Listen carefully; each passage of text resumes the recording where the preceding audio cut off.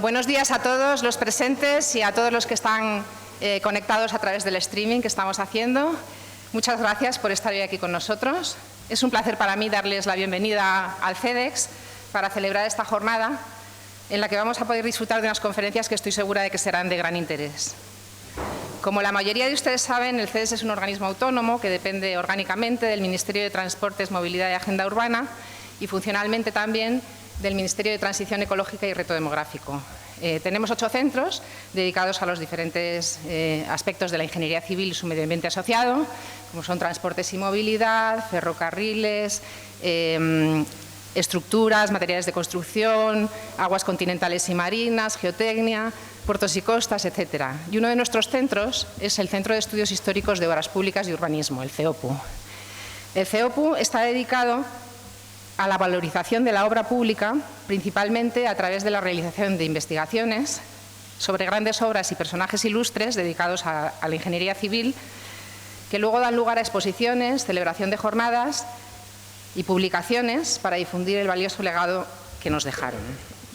Adicionalmente, en el CEDEX gestionamos, desde hace ya muchos años, más de 20, algunos archivos, como son el archivo Torroja, el archivo Fernández Casado, el archivo Hernández Pacheco o el archivo de Ángela Rue.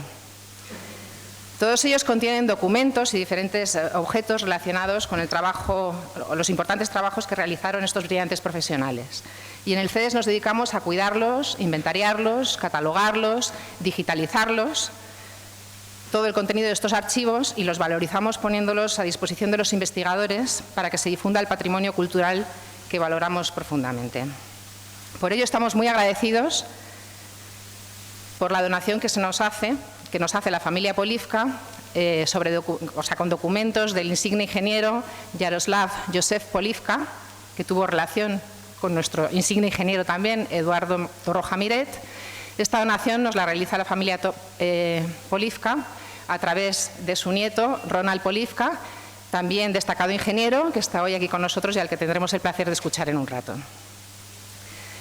No cabe duda de que se trata de documentos de gran interés científico-técnico, de los que se hablará al final de la jornada. Mr. and Mrs. Polivka, please be sure that we will take good care of the documents and we will make them available to the researchers to help spread the knowledge of these 2 brilliant engineers, Jaroslav Polivka and Eduardo Torroja Miret.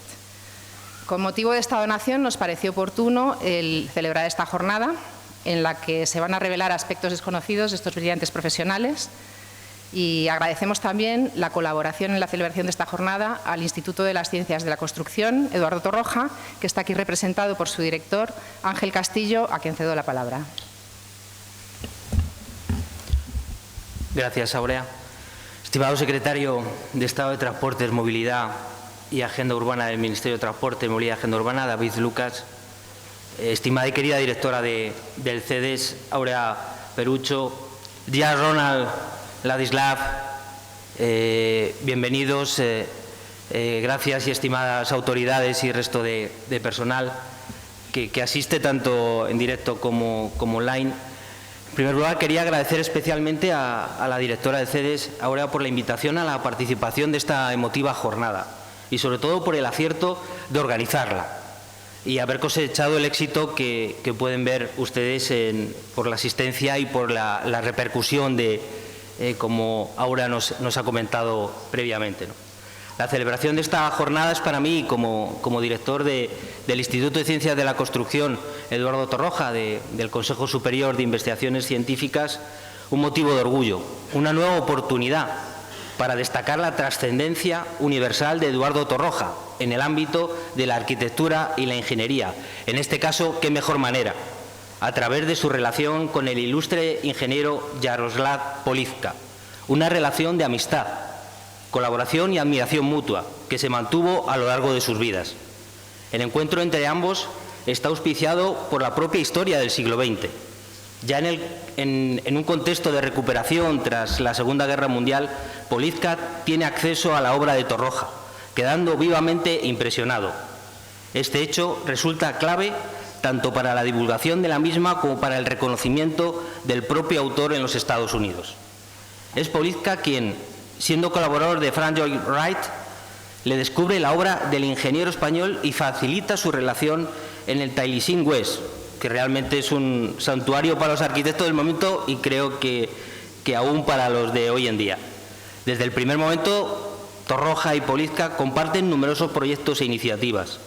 Me gustaría destacar que la primera traducción al inglés de Razón y Ser de los tipos estructurales, obra emblemática de Eduardo Torroja, fue realizada por el propio Polivka junto a su hijo Milos. En el día de hoy queremos rendir homenaje a estos dos ilustres ingenieros con la certeza de que podremos seguir aprendiendo de ellos a través de sus legados. Precisamente nos han enseñado el camino que a día de hoy sigue siendo un ejemplo de actuación: colaboración, internacionalización e investigación e innovación. Todo ello para poner en valor lo que el sector de la construcción, sus estructuras, la ingeniería civil, en definitiva. Nosotros, en el Instituto, que cumplimos el año que viene los 90 años de su fundación, hemos creído desde el primer momento que la multidisciplinaridad y la colaboración es la base del progreso. Estoy convencido que el sector de la construcción debe aprovechar el avance de la ciencia y la tecnología para diseñar materiales y sistemas con menor impacto ambiental, con un desarrollo y valor añadido a los productos y con una tecnificación y profesionalización de las distintas aplicaciones y gremios. Se debe tender hacia una construcción más industrializada, lo que supone mejora de calidad y reducción de plazos y costes. En construcción, progreso debe ser sinónimo de calidad, y eso lo transmitían en cada una de las obras tanto Eduardo Torroja como Jaroslav Polivka. En este sentido, la custodia del archivo Polivka en el CEDEX CEOPU, como ya ocurre con el archivo Torroja, representa el acceso a una extraordinaria fuente documental que, sin duda alguna, impulsará la investigación sobre su obra y, por ende, el avance de la ingeniería. Resulta poético y a todas luces coherentes que ambos fondos documentales se alberguen en estas instalaciones, decisión que quiero agradecer sinceramente a la familia Polivka. A la vista del magnífico trabajo de conservación y catalogación que lleva a cabo el CEDEX CEOPU con el archivo Torroja, pueden estar seguros de que quedan en buenas manos.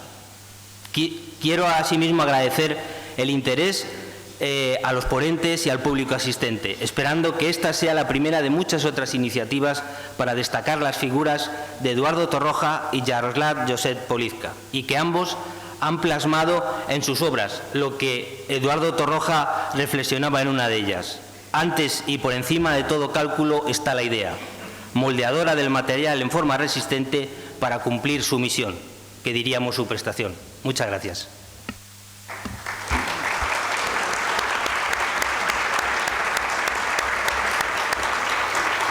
Muchas gracias, Ángel. Tiene la palabra para inaugurar la jornada el secretario de Estado de Transportes, Movilidad y Agenda Urbana, don David Lucas Parrón, a quien agradecemos especialmente su presencia hoy aquí, pues sabemos de su apretada agenda. Muchas gracias. Muchas gracias, Aurea. Un placer estar en esta magnífica jornada del CEDEX. Quiero saludar en primer lugar, por supuesto, a la directora del CEDEX, al director del Instituto Torroja, que además no solamente colabora con nosotros aquí en el CEDEX, sino que tenemos una estrecha relación, además, ya de muchos años también, en el ámbito de la arquitectura, con acciones conjuntas, además muy fructíferas a lo largo de estos años. Quiero saludar, por supuesto, al presidente del Colegio de Ingenieros de Caminos, la presidenta David, que nos acompaña aquí, y a la familia Polivka. Mi agradecimiento no solamente por su presencia aquí, sino por la entrega de este valioso archivo. Este ministerio, el Ministerio de Transportes, Movilidad y Agenda Urbana, ahora denominado así, como saben, ha tenido muchísimas denominaciones a lo largo de todos estos años. Ha sido el ministerio inversor por excelencia. Ha sido un ministerio que no solamente ha generado un gran patrimonio de obra pública a lo largo de todo el territorio español, sino que ha conseguido y ha propiciado no solamente generar ese patrimonio, sino que ese patrimonio público sea un referente para muchas generaciones de ingenieros y de ingenieras, de arquitectos y de arquitectas. Y es por eso que lo que hoy hacemos aquí, la entrega de los archivos de la familia Polivka, es muy importante. Es un doble agradecimiento, no solamente por tener los archivos, sino por interrelacionarnos con Eduardo Torroja y con toda la labor que ha estado muy conectada de este ministerio a lo largo de una de sus épocas más complejas, más difíciles en cuanto a su actuación, pero si cabe también que puso los cimientos de lo que hoy es la obra pública en España. Es por eso que desde aquí quiero agradecerles sinceramente el que podamos tener estos archivos, invitar a todo el mundo a que no solamente estos archivos estén aquí, sino a que se puedan consultar, a que se puedan estudiar, a que se puedan divulgar y a que entre todos seamos capaces de poner en valor el gran esfuerzo que hemos hecho a lo largo de todos estos años. El Ministerio no solamente, y a través del CEDEX, no solamente tiene como objetivo la investigación, el hacer posible la buena construcción de obra pública, las garantías de seguridad que conlleva la obra pública, sino que el CEDEX, a través de sus diferentes organismos, lo que pretende, sobre todo, también es conservar, divulgar, difundir, investigar y, sobre todo, tener recuerdo histórico. Es por eso que lo que hacemos aquí es esencial para el funcionamiento del CEDEX y, sobre todo, para esta memoria histórica, esta memoria que el Ministerio tiene que mantener para seguir avanzando y seguir haciendo las cosas bien. Pero sí quiero aprovechar también esta intervención para poner en valor la labor del CEDEX, la labor que se ha venido haciendo a lo largo de estos años. Sé que además, y ahora me lo recuerda constantemente, a veces en condiciones complejas, en situaciones difíciles, derivadas de las diferentes crisis que hemos ido encadenando, tanto la del año 2008, luego la pandemia, luego también la derivada de la crisis de Ucrania. Y desde aquí no solamente quiero agradecerle a la Aurea el trabajo que se realiza, sino por supuesto a todos los trabajadores y trabajadoras del CEDEX. Somos conscientes del impulso que el CEDEX tiene que tener, somos conscientes del esfuerzo que tenemos que realizar y en esa línea estamos trabajando y espero que en fechas próximas pues podamos ir avanzando en la resolución de los problemas que se han venido arrastrando a lo largo de todos estos años. El CEDEX es una parte fundamental en lo que venimos desarrollando desde el Ministerio, es una parte fundamental para seguir avanzando en la construcción de obra pública. Ayer hacíamos una revisión de toda la obra pública que tenemos prevista de aquí hasta el año 2030, que nos lo pide la Comisión Europea, y les puedo asegurar que lo que he previsto es de una magnitud muy considerable. Ya solamente pensar, y está aquí Marisa, en los corredores atlánticos, el corredor mediterráneo, todas las redes transeuropeas, todo lo que tiene que ver con las nuevas inversiones, tanto en mejora de cercanías, en mejora de alta velocidad, en nuevas carreteras, bueno, en aeropuertos, en puertos. Tenemos una capacidad inversora ahora bastante potente, una previsión de acción y para eso el CEDEX es importante, para ayudarnos a hacer las cosas bien, para ayudarnos a hacer las cosas con garantías, para ayudarnos a hacer las cosas con eficiencia. El otro día, en los premios de la Fundación Caminos, lo decía, creo que España hace 50 años era un país que tenía unas aspiraciones muy grandes de entrar en la línea del desarrollo como eran las otras grandes potencias europeas. Creo que con el esfuerzo de todos, de ingenieros, de ingenieras, lo hemos ido consiguiendo, se ha ido consiguiendo. España ahora tiene unas infraestructuras que no tienen nada que envidiar a otras infraestructuras existentes en otros países, pero estoy convencido que vamos a ser capaces de mejorar, de avanzar y sobre todo de hacer las cosas mejor que las que hemos hecho hasta ahora. Mi agradecimiento al Instituto Torroja, mi agradecimiento al CEDEX y, por supuesto, a la familia Polivka por su altísima generación. Aquí tiene su casa, el CEDEX, aquí tiene su casa, este Ministerio de Transportes, Movilidad y Agenda Urbana, y espero que estas y otras colaboraciones puedan ser posibles, no solamente con la familia Polivka, sino con otros archivos que podamos ir recopilando, porque es nuestra obligación mantener activa la memoria y, sobre todo, que esa memoria nos permita avanzar y avanzar bien. Muchísimas gracias, felicidades y muy buena jornada.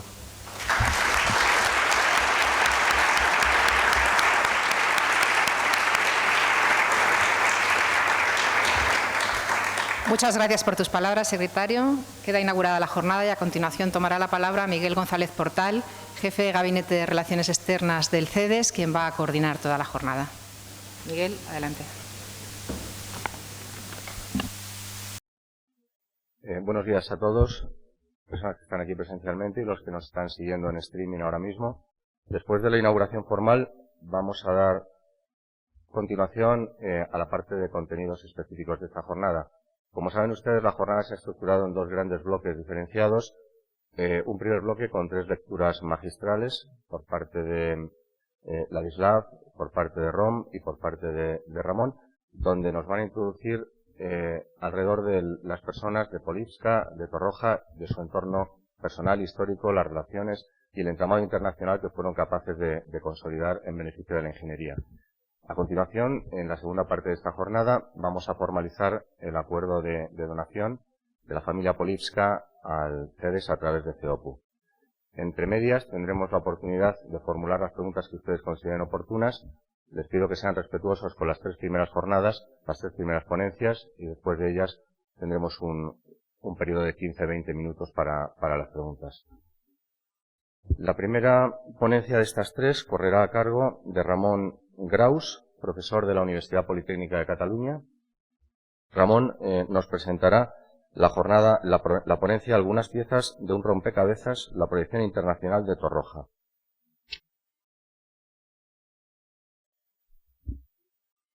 Bien, pues muy buenos días a todas y a todas. ¿Qué les puedo explicar yo de Eduardo Torroja? Si todos lo conocemos, ¿no? Claro, voy a intentar explicarles por qué es importante la donación, no explicando la donación, porque yo no he podido leer las cartas aún.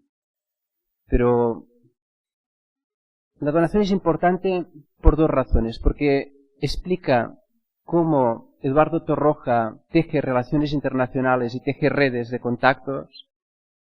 Y, por otro lado, es importante porque nos muestra la gestación de razón y ser de los tipos estructurales. Y, por tanto, yo pienso que a partir de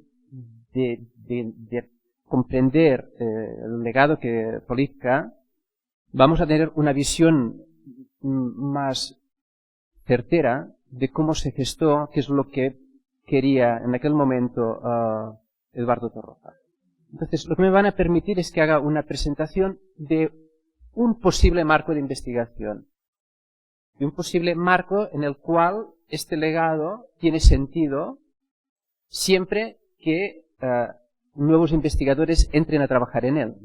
Yo no puedo llegar a ninguna conclusión en estos momentos. Por tanto, he planteado una presentación que se llama Algunas piezas de un rompecabezas, la proyección internacional de Torroja 1936-61. Voy a justificar las fechas. La proyección internacional de Torroja es inconmensurable, difícilmente abarcable en la presentación de hoy, pero voy a seguir algunas pistas. Me voy a centrar en una pista suiza y en una pista estadounidense, con algunas variantes latinoamericanas. Déjenme que empiece el 10 de enero de 1936. Eduardo Torroja presenta en su Instituto de la Construcción y de la Edificación, una entidad privada creada en aquellos años de la República, en la que presenta sus 3 obras que está a punto de terminar de construir. El Mercado de Algeciras con Manuel Sánchez Arcas, el Hipódromo de la Zarzuela con Arniches y Martín Domínguez, y el Fronto de Recoletos con Secundino Zuazo. En esta presentación, él hace una explicación que titula Cubiertas laminares de hormigón armado, que publicará después en su revista Hormigón y Acero en 2 artículos, en las que deja impresionado al auditorio. Tanto que inmediatamente se le organiza una comida en el Ritz. La convocatoria de la comida la firman José Eugenio Rivera, Vicente Machín Barrena, que en aquel momento era el director de la escuela, Alfonso Peña Beff, que en aquellos momentos era fundador del instituto, y Enrique García Reyes, por ejemplo, que también era otro de los fundadores iniciales del instituto. Déjenme que les lea parcialmente la convocatoria al almuerzo. Distinguidos compañeros, colegas y amigos, en la interesante conferencia pronunciada por don Eduardo Torroja en el Instituto Técnico de Construcción y en la visita al nuevo hipódromo y frontón Recoletos, en construcción avanzada, fue para la mayor parte de los asistentes una verdadera revelación. el conocer la importancia, número y originalidad de sus obras ejecutadas en estos últimos años. Nada mejor que un almuerzo fraternal en el que nos reunamos los que lo queremos y admiramos, y esto es importante, completándolo para darle mayor espiritualidad con la publicación de un conjunto de monografías de sus obras que pueda servir de muestra de la elevada situación de nuestra técnica para quienes la desconocen. Por tanto, en este almuerzo, el cuerpo empuja a Eduardo Torroja a editar una monografía, que se va a preparar muy rápidamente. Entre mayo y julio estarán los borradores porque coincide con el fallecimiento de Rivera. Y este libro está en imprenta en el momento en que estalla la guerra. Por tanto, no tiene distribución. Esta es la sobrecubierta del libro. Un libro que muestra una modernidad muy especial, con una foto muy bien escogida, que no está hablando de cálculo y solo estructura, sino está hablando de una poética, de la poética que estamos acostumbrados con Eduardo Torroja, ¿no? Y que este ejemplar es el que yo consulté hace ya un tiempo, que está en la Real Academia de Ciencias y Artes de Barcelona, porque Torroja era correspondiente con la Real Academia. Bien, hablemos un momento de la fotografía. La fotografía está realizada por Sibyl von Kaskel. En estos momentos ya tenemos un libro que habla de esta fotógrafa, es el libro de Covadonga Martínez del año 2020, en el que podemos sacar datos biográficos de esta autora, nacida en Múnich, en el seno de una familia judía acomodada, formada en el mundo de la fotografía en Viena, se aproxima al Mediterráneo alrededor del año 1929. Digo Mediterráneo porque vive en los años 30 en Barcelona, en Tossa de Mar, en París, en Mallorca. Y a partir de un momento, en el año 35, expone fotografías de Madrid en Madrid. Esta es una fotografía titulada La plaza madrileña del Callao desde mi ventana. Si se fijan, las fotografías de von Kastel están en la línea de la nueva visión que había iniciado Homenaje en la Bauhaus, por ejemplo, ¿no? Trabaja picados, contrapicados, detalles concretos, descontextualizados, ¿no? Por ejemplo, ella prepara 4 portadas para la revista Reco, ¿no? Que era la revista del Centro de Exposición e Información Permanente de la Construcción, que había impulsado varias gente, arquitectos e ingenieros cercanos a la ciudad universitaria. ¿Sí? Si se fijan, ¿no? El tipo de lenguaje que utiliza, pues son contrapicados, el trabajo de la textura de los materiales como tema con las transparencias muy al Homenaje, o un rayograma a la manera de Man Ray, que se tenía exponiendo directamente el material con luz contra el material sensible, ¿no? Es decir, es una fotógrafa moderna que está en Madrid en esos momentos y que realiza 25 fotografías del libro. En estas fotografías, desde el viaducto del aire, el viaducto de 15 ojos, la estación de metro, la ciudad universitaria, aparatos de medición que había preparado para ICON, acuérdense, ICON era la empresa que montó Eduardo Torroja de investigaciones de la construcción para material de ensayo, ¿no? Con el ingeniero militar José Ángel Petrirena y con el hermano de la esposa de Eduardo Torroja, con Rafael Cabanillas, ¿no? Lo que hay aquí es un nuevo Torroja, un Torroja unitario, más allá de los arquitectos de cada una de las obras. En el libro, ¿no? Kaskel trata de crear una representación de la tecnología que se convierte en arte de vanguardia. Y esta imagen es fundamental para el éxito posterior de Torroja en el extranjero. Es decir, esta es su carta de presentación, ¿sí? Con estas fotografías. Pero claro, ya les he dicho que estalla la guerra, el libro seguramente queda en la imprenta sin recoger y empiezan unos años difíciles. Torroja, en el momento en que hay el golpe de Estado, Torroja está en Madrid y sí que consigue pasar a Francia y después se establece con la familia en Hondarribia, y en el año 38 desde Hondarribia envía este artículo a las memorias de Yapse. Es un artículo sobre el frontón Recoletos, pero que él ya se cuida de las 3 primeras páginas mostrar los tres edificios clave de su etapa republicana, ¿no? Es decir, Algeciras, Hipódromo y frontón Recoletos. Claro, yo pienso que había preparado el libro para ir en octubre del 36 al Congreso Yapse de Berlín. Pero claro, el octubre del 36 es imposible llegar y por tanto se queda aquí. Él consigue que le envíen esto y Yapse está en Zúrich y se lo publican. Terminada la guerra, ya lo saben, él es nombrado profesor de la Escuela de Caminos del 39 y, importante para nosotros, en noviembre de 1940 es nombrado director del laboratorio central.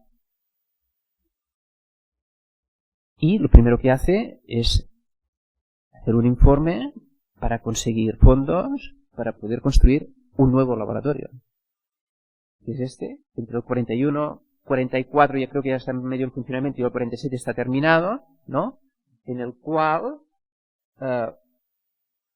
por ejemplo, en la primera planta establece una sala, ¿no?, especial de modelos reducidos, su base para poder trabajar en sus obras, ¿no?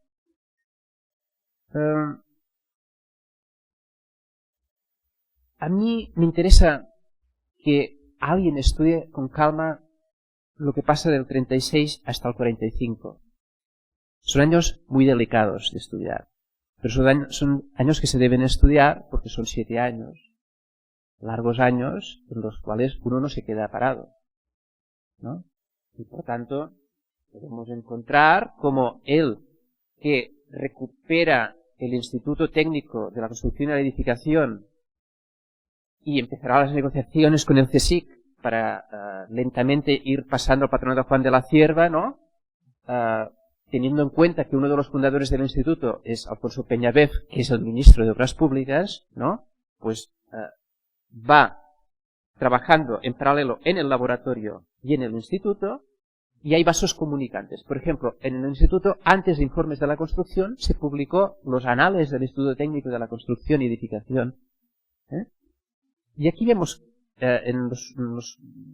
por las portadas que les he adjuntado, vemos, por ejemplo, cómo se está publicando información de Alemania de aquel momento, ¿no? Por ejemplo, Richard Schaffhauser, que era catedrático del Instituto Politécnico de Karlsruhe, publica el hormigón armado en la Nueva Alemania. O, por ejemplo, en el mismo número está Leonardo Villena, que estuvo, antes de pasar a metrología, estuvo en el laboratorio de materiales. Leonardo Villena fue enviado a Múnich en esos años, en los años 40, para que preparara el laboratorio de fotoelasticidad. Es decir, todo el laboratorio de fotoelasticidad del laboratorio, ¿no?, está montado por Villena a través de los contactos alemanes de este año, de esos años. O a la vez, Torroja viaja a la Universidad de Bolonia y hace unas conferencias y publica 2 artículos, uno sobre muros de contención y otro sobre el hipódromo, en Ricerche de Ingeniería, que era la revista del sindicato fascista del momento en Italia, ¿no?, con la traducción pagada por el Ministerio de Asuntos Exteriores italiano, ¿no?, en los convenios Franco-Mussolini del periodo. Para esta época, yo pienso que el mejor trabajo que hay en estos momentos es el trabajo del historiador de la Universidad de Sevilla, Lino Camprubí, que publicó primero en The Mead Press, que es Engineers and the Making of the Francoism Regime, y que ha publicado crítica después, como Los ingenieros de Franco, Ciencia, Catolicismo y Guerra Fría, en los que Lino Camprubí explica cómo Torroja, pero los ingenieros del momento, tienen unas plataformas por ejemplo, el laboratorio central del instituto, que son unas plataformas que funcionan a nivel internacional mejor que la diplomacia.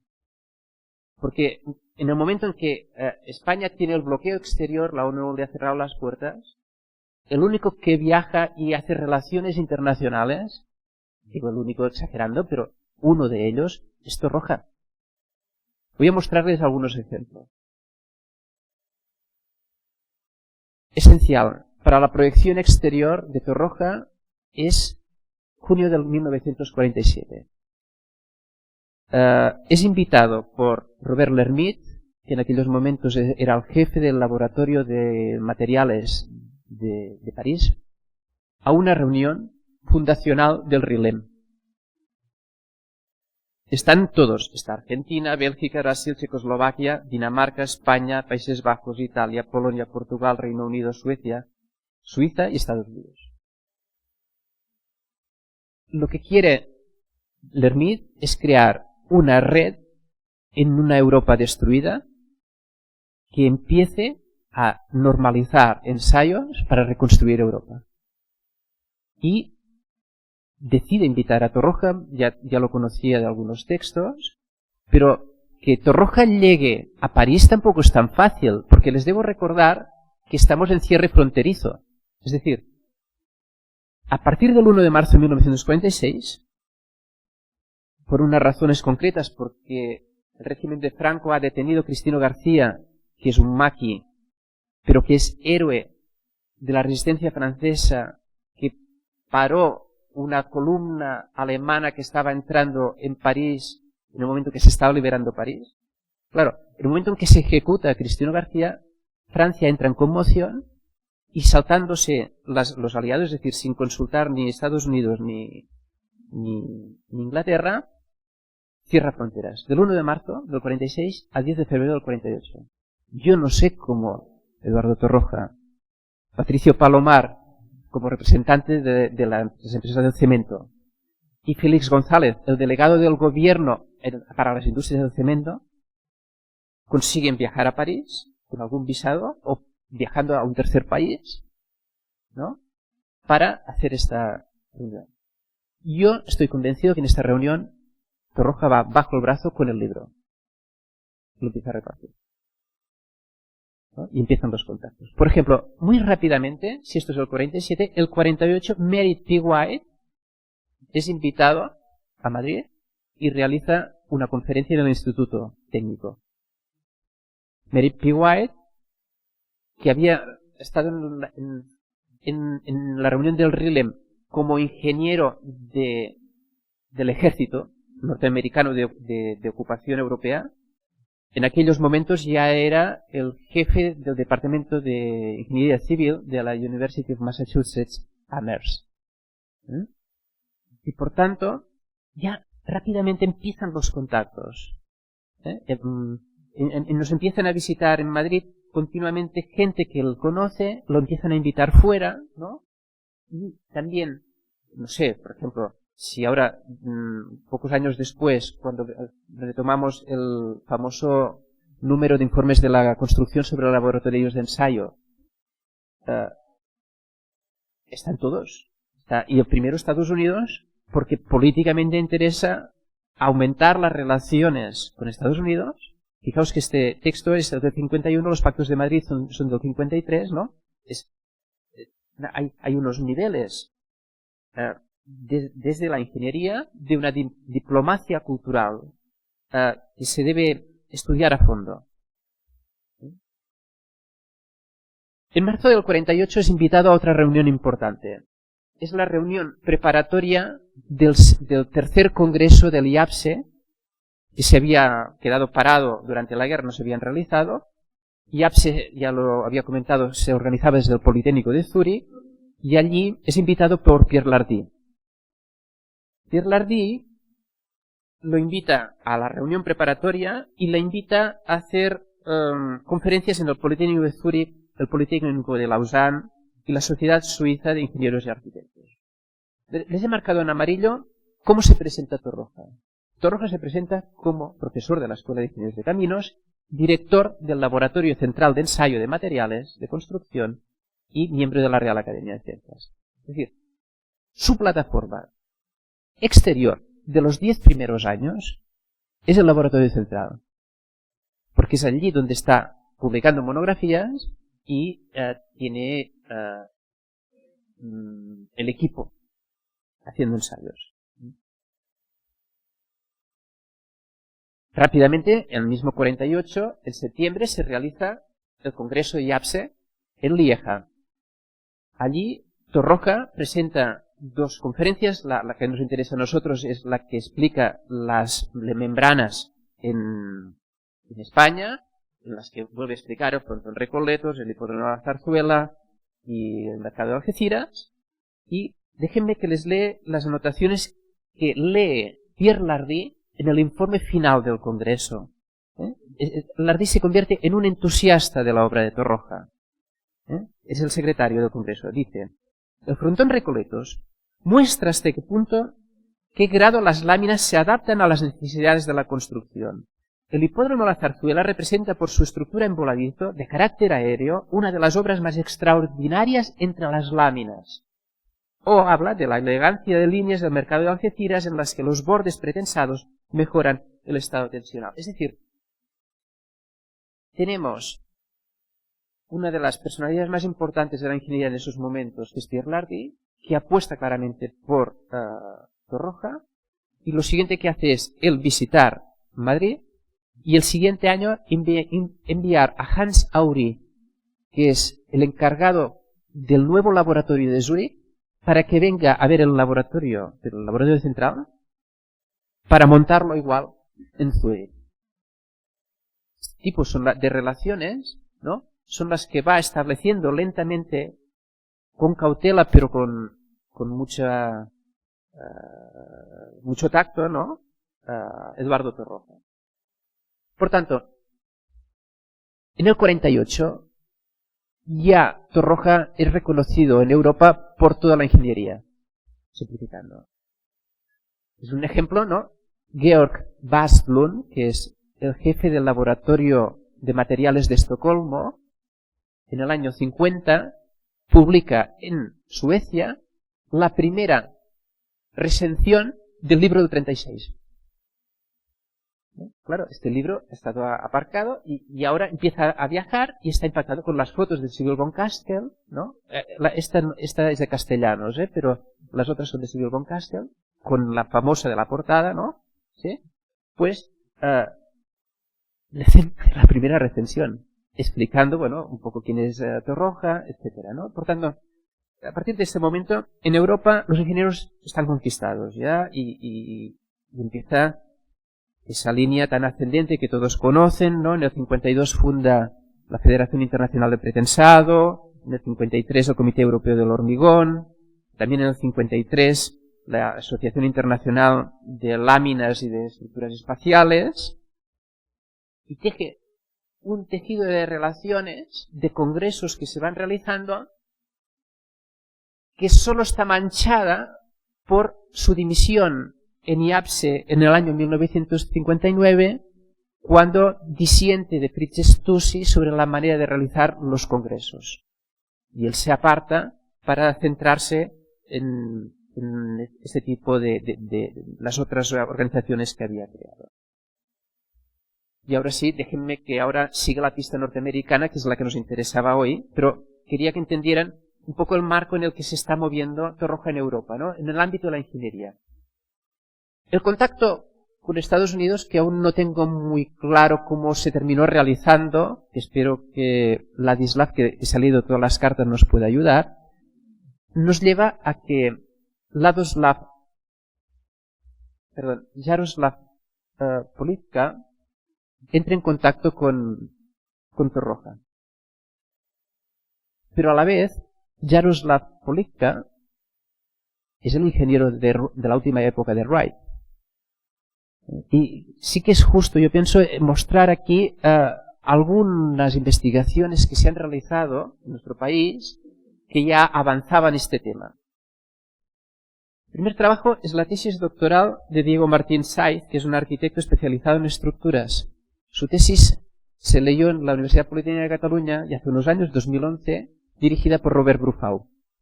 Y es una tesis que es el Guggenheim Museum de New York, interpretación del papel de la estructura a través de la colaboración de Frank Lloyd Wright y Jaroslav J. Polivka.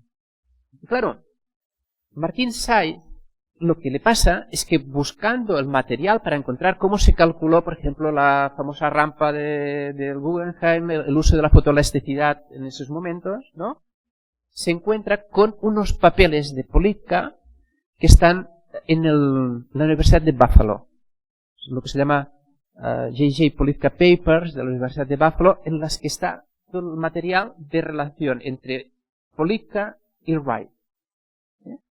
Allí hay un texto de memorias manuscrito de Polivka que se llama What It's Like to Work with Wright. Y en este texto, Martin Said se encuentra transcritas algunas de las cartas que llegan hoy al CEDEX. En esas cartas se muestra, primero, que Wright rápidamente estuvo en Taliesin, hablando con Torroja y Wright, ¿no? Y a la vez se ve que están hablando de razón y ser, desde muy pronto. Martin Said publicó un texto en Informes de la Construcción que le recomiendo porque hay un resumen y ya está mostrando bastantes temas de razón y ser que nos interesan a nosotros.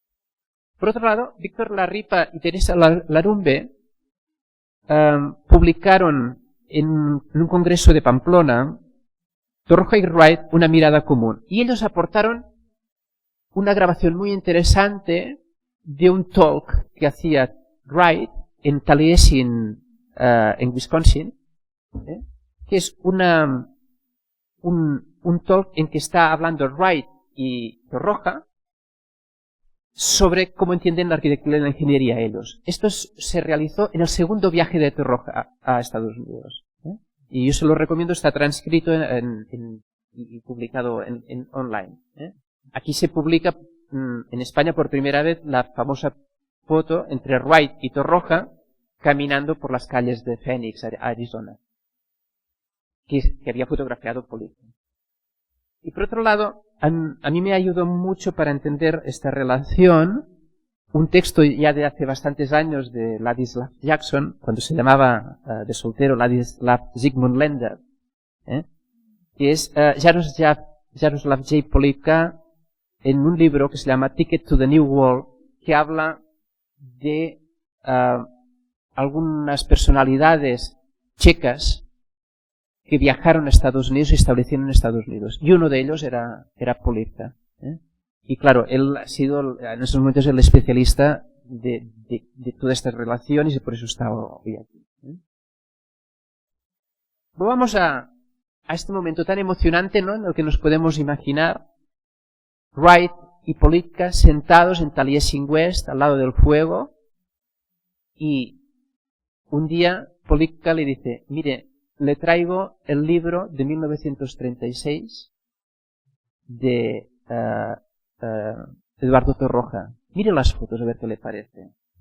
Así lo escribe en sus memorias. Polivka escribe, en uno de mis viajes a Taliesin en abril de 1949, le traje el libro de Eduardo Torroja sobre sus estructuras de hormigón armado proyectadas y construidas de 1926 a 1936, antes de que fuera profesor de la Universidad de Madrid.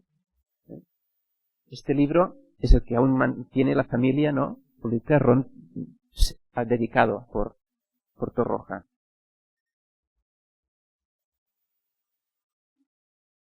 Wright, ya en mayo de 1949, en una conferencia que dio en Pittsburgh a los estudiantes de arquitectura del Carnegie Institute of Technology, aseguraba que Eduardo Torroja ha expresado los principios de la construcción orgánica mejor que ningún otro ingeniero que haya conocido. Esta es una frase que se ha publicado 1000 veces sobre el elogio de Wright a Torroja.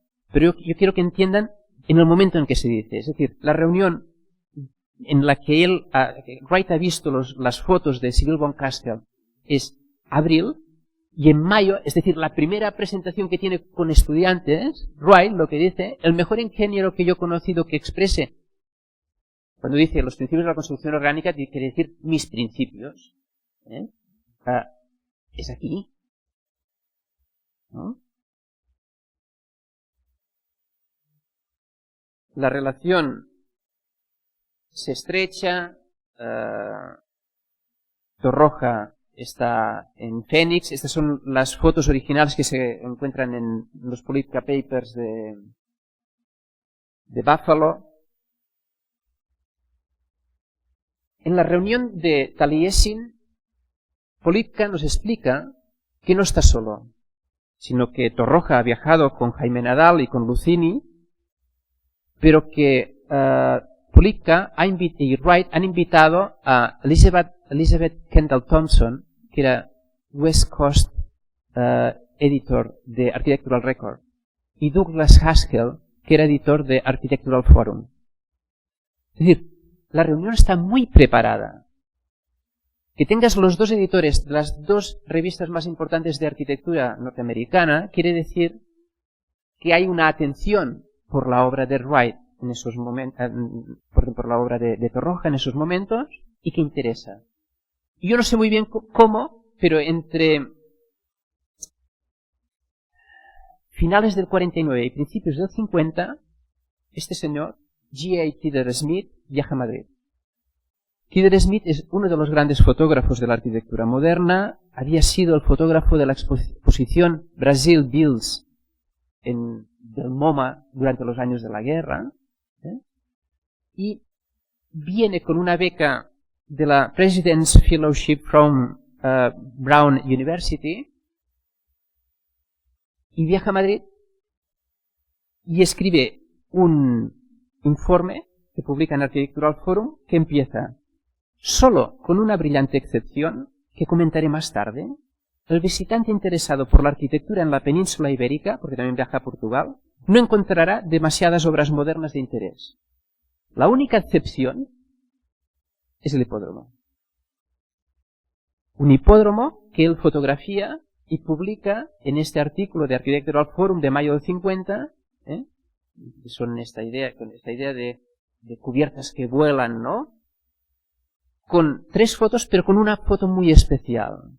Que es esta foto sacada con luz de poniente. Kidder Smith sube a la grada de un lado a buscar el perfil que quede alzado de las gradas para ver el máximo vuelo, ¿sí? Y así es como se presenta Torroja en Estados Unidos. Esta es la foto que circula por todo el sitio, y no por casualidad Torroja prepara la sobrecubierta de su primera edición de Razón y Ser con esta foto. Aunque no indica nunca que es de Kidder Smith, pero las sombras, está todo encajado.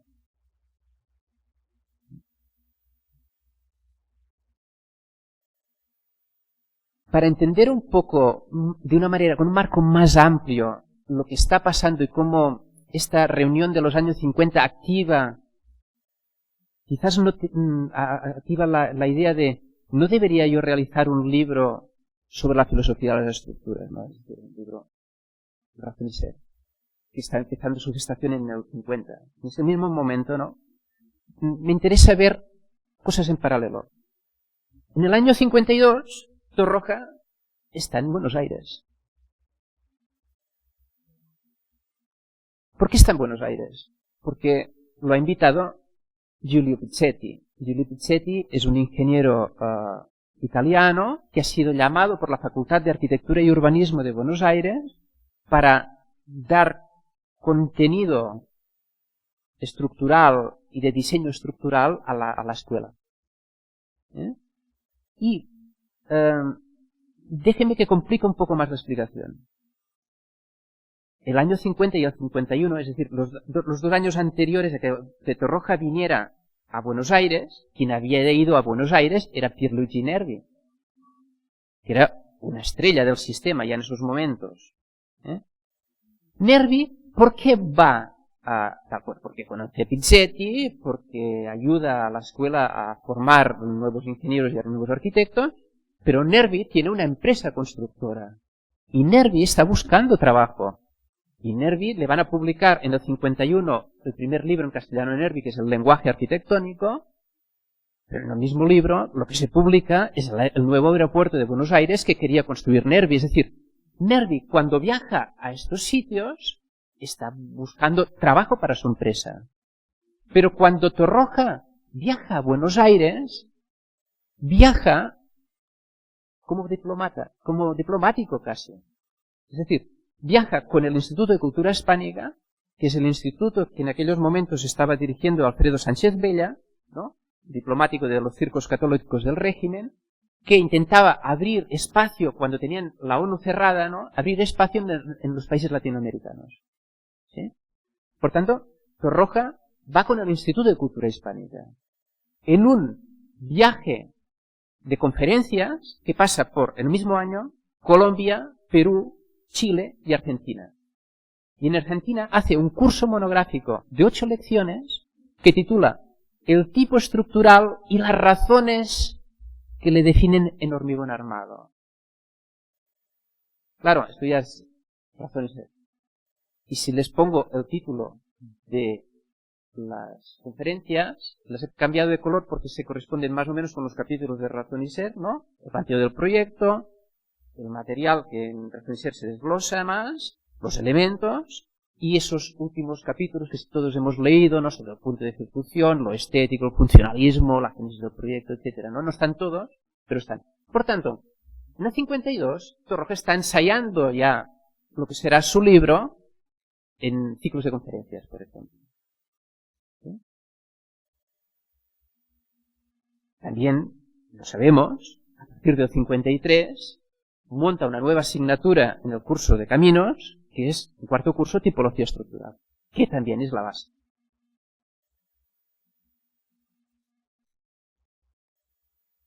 Y a la vez, aprovechando que ya en el 56 ya tiene a toda vela el nuevo edificio del Instituto Técnico de la Construcción y del Cemento, organiza por primera vez lo que él va a llamar los cursos CEMCO, el curso de estudios mayores de la construcción, en la que invitaba arquitectos e ingenieros latinoamericanos. Era un curso montado con el Instituto de Cultura Hispánica, en aquellos momentos ya dirigido por Blas Piñar, en el que montaba unas lecciones teóricas y lo que diríamos un workshop. Los estudiantes desarrollaban cada uno una estructura o un proyecto durante unas semanas. Y, por ejemplo, en el primer curso, que se llama Formas resistentes de la construcción moderna, invita a Richard Neutra a dar unas conferencias, a Miguel Fisac a dar otras, y naturalmente la gente de la casa, Fernando Casinello, etc. En esta foto yo creo que es Torroja con Casinello. Si ahora miro las lecciones que da Torroja, las teóricas, en este curso del 56, nos volvemos a encontrar ya un índice mucho más desarrollado que es Razón y Ser otra vez. Apertura, planteamiento, problemas tensionales. Luego, los materiales, pero ya desarrollados, la piedra, el tapial, el cable, tal. Todos los elementos más desglosados de cómo están en el libro, la columna, el soporte, el muro, tal. Como lo hacemos todos los profesores, ¿no? Vamos ensayando, ¿no? Tal. Y los últimos capítulos, ¿no? Funcionalismo, procesos de ejecución, estética, línea y superficie, que ya es un capítulo tal cual del libro, ¿no?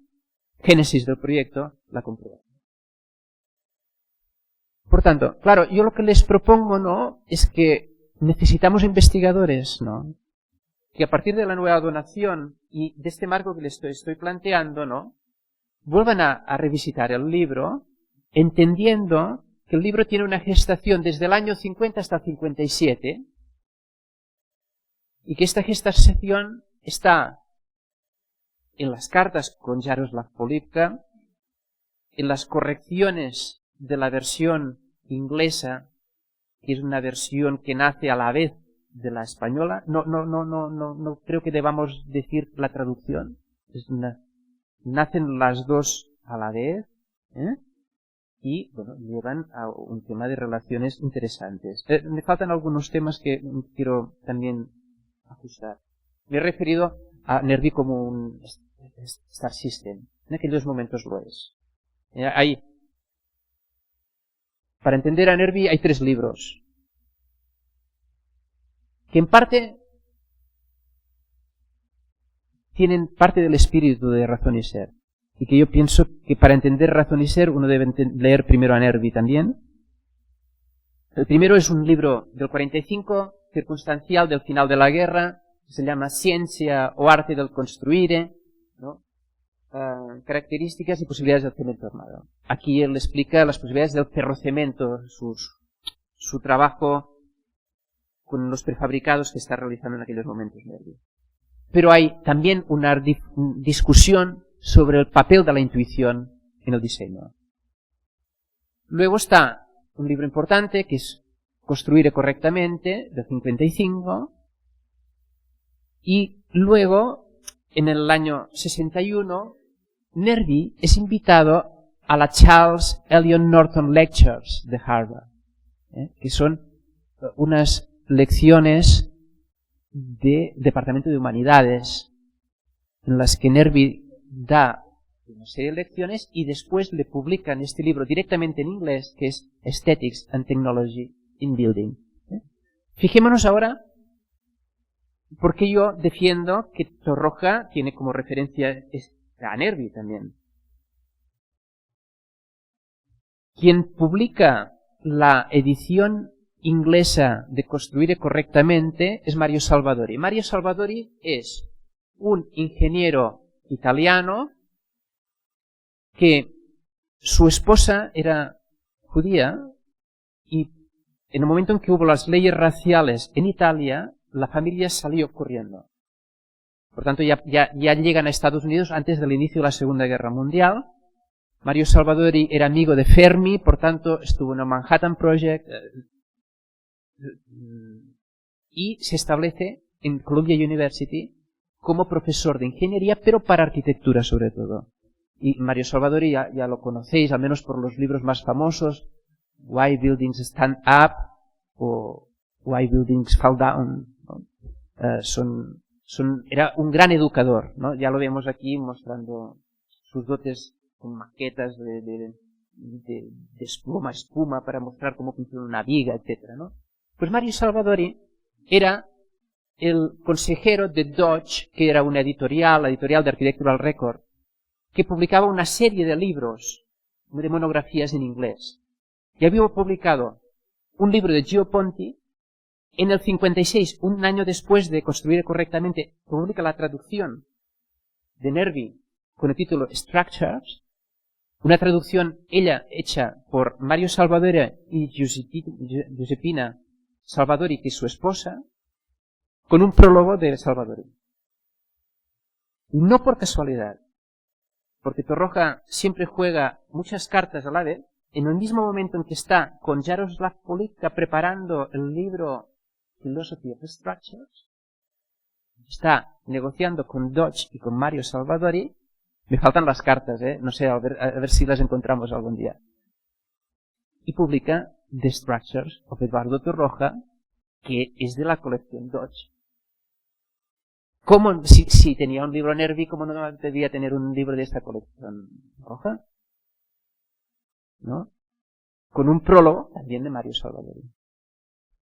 Por tanto, claro, el 58, este libro es del 58, el 58 es un año muy importante para Torroja en Estados Unidos, porque en el 58 se publica Structures of Eduardo Torroja y en el mismo momento The Philosophy of Structures,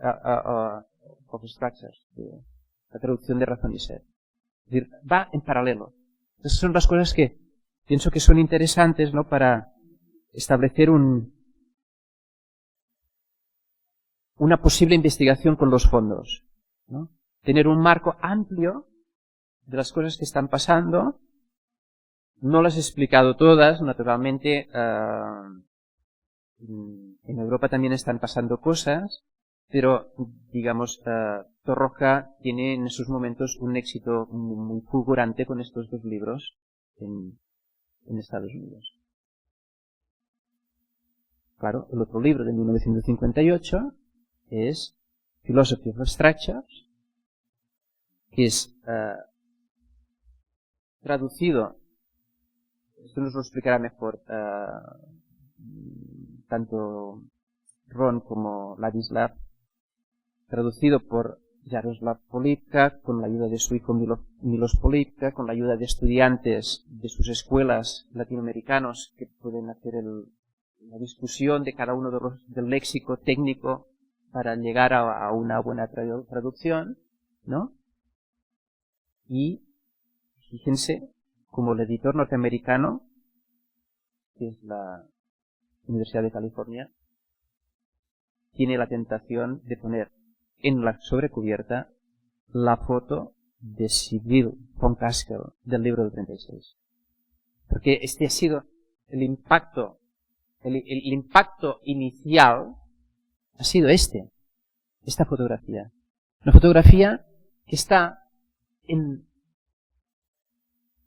un edificio del 36, pero que está en la lógica de la arquitectura orgánica de los 50. Es decir, este libro tiene actualidad porque habla un lenguaje que es el lenguaje de Zevi, de la arquitectura orgánica, de Alvar Aalto, del mundo de las láminas que estaba en esos momentos también en Estados Unidos, Novicki, la gente de Raleigh. Es decir, hay una confluencia feliz que permite entender a Torroja desde los códigos del debate arquitectónico del momento, ¿no? Y naturalmente, bueno, claro, Félix Candela y todas las discusiones que hay sobre la ópera de Sydney de John Hudson, es ese debate. Y este libro sale en ese momento con esta portada, ¿no? Y por eso está de actualidad. Y por tanto, es cierto, la vía suiza es una vía ingenieril, que ven el talento matemático de Torroja, ven la pureza de diseño de Torroja, y el debate norteamericano filtrado a través de estas redes que les estaba comentando, ¿no? Está más cerca del debate arquitectónico y del éxito arquitectónico de Torroja en estos ambientes, ¿no? El libro es un éxito porque en el 58 sale el libro y en el 62 sale una segunda edición, que es la que tengo yo. Digamos, el libro está funcionando en Estados Unidos.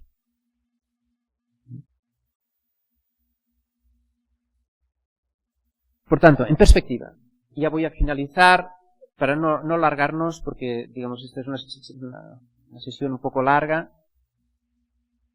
Lo que tenemos es un libro del 36 fundamental, que saben que el CEDEX y la Fundación Torroja reeditaron en edición facsímil hace poco tiempo, coincidiendo casi con la pandemia, creo. La edición facsímil salió sin la sobrecubierta. La sobrecubierta es muy importante. Yo animo al CEDEX algún día a añadir la sobrecubierta, ¿no? Porque,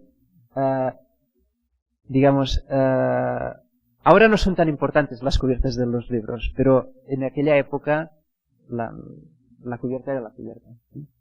Entonces, claro, ¿no? Fíjense en las relaciones, ¿no? Tenemos el libro original en castellano, Razón y Ser, con una foto de un gran fotógrafo norteamericano que es Kidder Smith, que habla un lenguaje concreto que es el de la mirada de la arquitectura orgánica del periodo, y la versión norteamericana, ¿no?, que recupera la foto de Kaskel porque es de actualidad por estas razones. Después, ya lo saben, seguirán las ediciones en otros idiomas. Lo que pasa es que Yo no sé si Torroja llegó a ver la edición alemana del 61. Esto no he podido comprobarlo. Logic der Form. Y naturalmente no pudo ver la edición en italiano, la Concezione Strutturale, y la edición francesa, Les Structures Architecturales, que tiene un prólogo corto, pero emotivo, de Robert L'Hermite, que es el personaje clave que rompió el bloqueo de Francia, llamando a Torroja en el año 47, pleno cierre fronterizo, para que se fuera a París a hablar de ciencia, ¿no? Porque la ciencia muchas veces tiene la capacidad de permeabilizar situaciones políticas bloqueadas, ¿no? Y aquí yo pienso está donde hay un mérito importante de Torroja en aquellos años. Les muestro esta página, que es la que me ha dado el CEDEX, con las fotos del legado de las cartas que yo no he leído. De manera que no las puedo comentar, pero yo animo a investigadores, a profesores que tienen buenos doctorandos, etcétera, a que pidan hora a Isabel en el CEOPU a visitar los documentos y a empezar a tejer nuevas explicaciones de penetrar. Claro, la correspondencia tiene la ventaja en la que penetras en el pensamiento de las personas más directo, ¿no? Y yo pienso que nos puede ayudar mucho a entender a Eduardo Torroja. Estamos en un momento en que, lamentablemente, pues la generación que conoció a Torroja, que lo tuvo como profesor, que trabajó con él, pues está desapareciendo, ¿no? Y entonces, la nueva generación de investigadores nos tenemos que apañar con las cartas. Y por tanto, necesitamos dinero para irnos al Fondo Nervi en el Maxi de Roma, a ver cómo se carteaba con Nervi, a ver cómo se carteaba con L'Hermite en París, intentar encontrar pacientemente, a intentar también.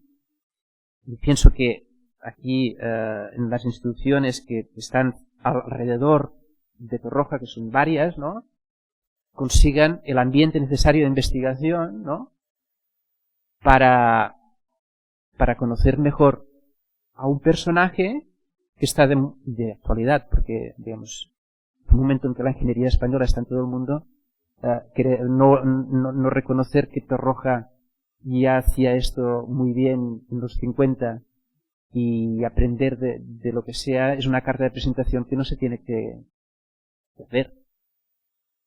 Bien, no los canso más, creo que vamos muy bien de horario, pero yo no quería alargarme. Muchas gracias.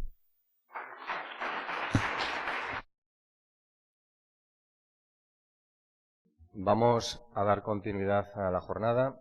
Recuerden ustedes que la jornada se ha dividido en dos bloques. Uno primero con 3 ponencias de carácter magistral por parte de Ramón, de Rom y de Ladislav, y una segunda parte que conlleva la firma del acuerdo de donación y vendrá precedida por 2 ponencias también de introducción por parte de Ladislav y de Isabel Rodríguez de CEOPU.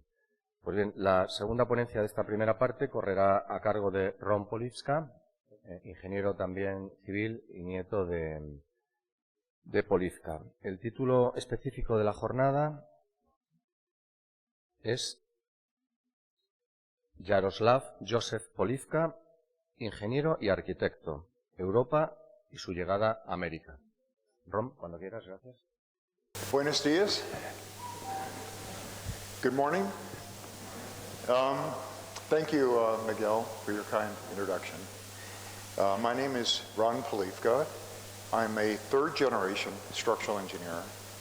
I'm born in Berkeley, California.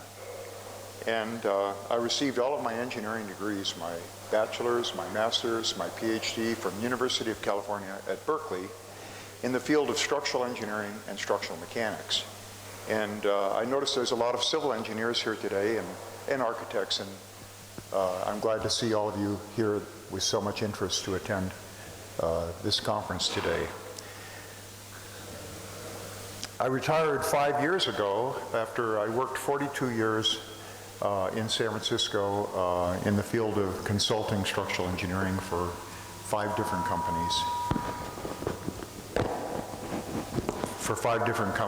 And I had a great experience working for all those companies, and was able every so often to get more and more responsibility, which I enjoyed very much.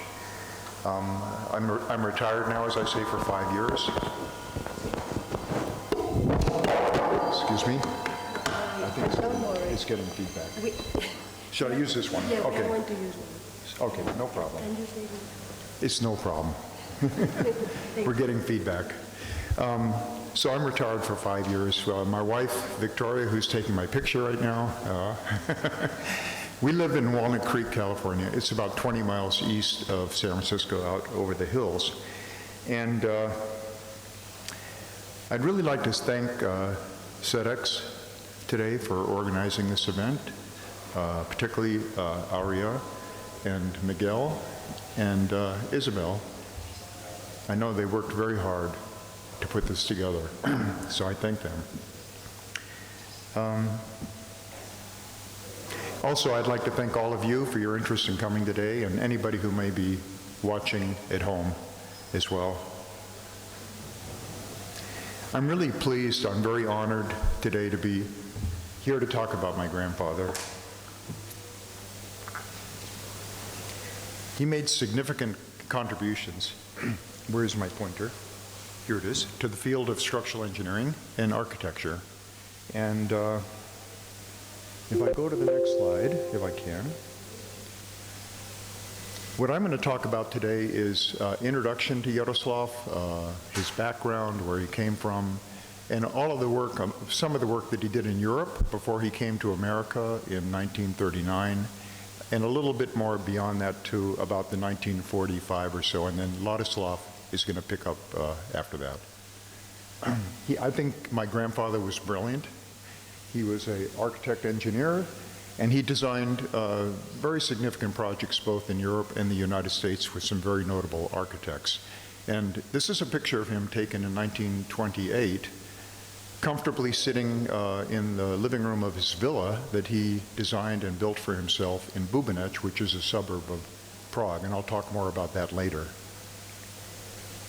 As was mentioned earlier by Ramon, and we know about, as he came into contact with Torroja, late 40s. They developed a very good friendship and a collaboration, and they decided that they would co-publish a book in the United States, an English version of The Philosophy of Structures, that was co-written not only by Torroja, but by my grandfather Jaroslav, and also by my father Miloš, who was also an engineer. And during the course of their collaboration, as you can see from their correspondence back and forth, it wasn't just a professional relationship, but they developed a very close personal friendship. When my grandfather passed away in 1960, there were many documents that we had of his at the time, and my family decided that they should belong somewhere where they could be cared for. So they divided them up, and they passed them along to 3 different archives that Ladislav and Isabel are going to really talk about this later, but the 3 archives, one was at the Buffalo University, New York, primarily for the work he did with Frank Lloyd Wright. The second archive was at the Bancroft Library at UC Berkeley, primarily for projects he might have done elsewhere in California and elsewhere. And the third archive is at the Technical University of Prague, where they have mostly his projects that he did in Europe. So there were 3 existing archives. And I wanted to give you a little bit of background why I'm standing here today. Is my father passed away in 1987, and then when when he passed away, there were 14 boxes, additional boxes of Jaroslav Polivka materials, and I don't know what to do with it. So I took it home and I put it in my attic. And 9707, 24 years it's sitting in my attic, and my wife says, "What are you going to do with this stuff?" You know, because she doesn't like stuff around the house, you know. So what am I going to do? She says, "You need to do something with this," and I agree. So Ladislav, and you'll meet him later, has been a great help to me. He's been studying my grandfather for 7 or 8 years, and he comes to the Bay Area, and I said, I need help. So he came to my house. It was like opening up a magic box, because I never looked inside the box to know what's there. So it was like a discovery for us. We would take the lid off the box, and then Ladislav would get all excited. Oh my God, look at this, you know. And then we would lay all the papers out on the floor, organize them by what kind of projects they were, and we had the whole floor covered with paper, and we ended up donating most of the boxes to the 3 archives. But now we have this one box of material for work that Polivka did with Torroja, and we don't know what to do with that. Well, my cousin Katka, that lives in Buffalo, one day was contacted by a Professor Ramon Graus, who's sitting right there. And I think he must have emailed her, and so I think Ladislav, you talked to Katka and said, what do we do? And he said, oh, you need to donate these to CEDEX. That was how we came introduced to CEDEX. And that's what we did. We said, okay, they're the right people, and I know they're the right people. So we donated a couple boxes to CEDEX, and these boxes, I didn't realize so many letters. Isabel is so remarkable. She actually looks at everything in the box. There's a little over 400 letters. And they're not just handwritten letters, but in those days they don't have computer or email, so they're typewritten letters. Oops, excuse me. They're typewritten letters. Do I go back here? Let's see.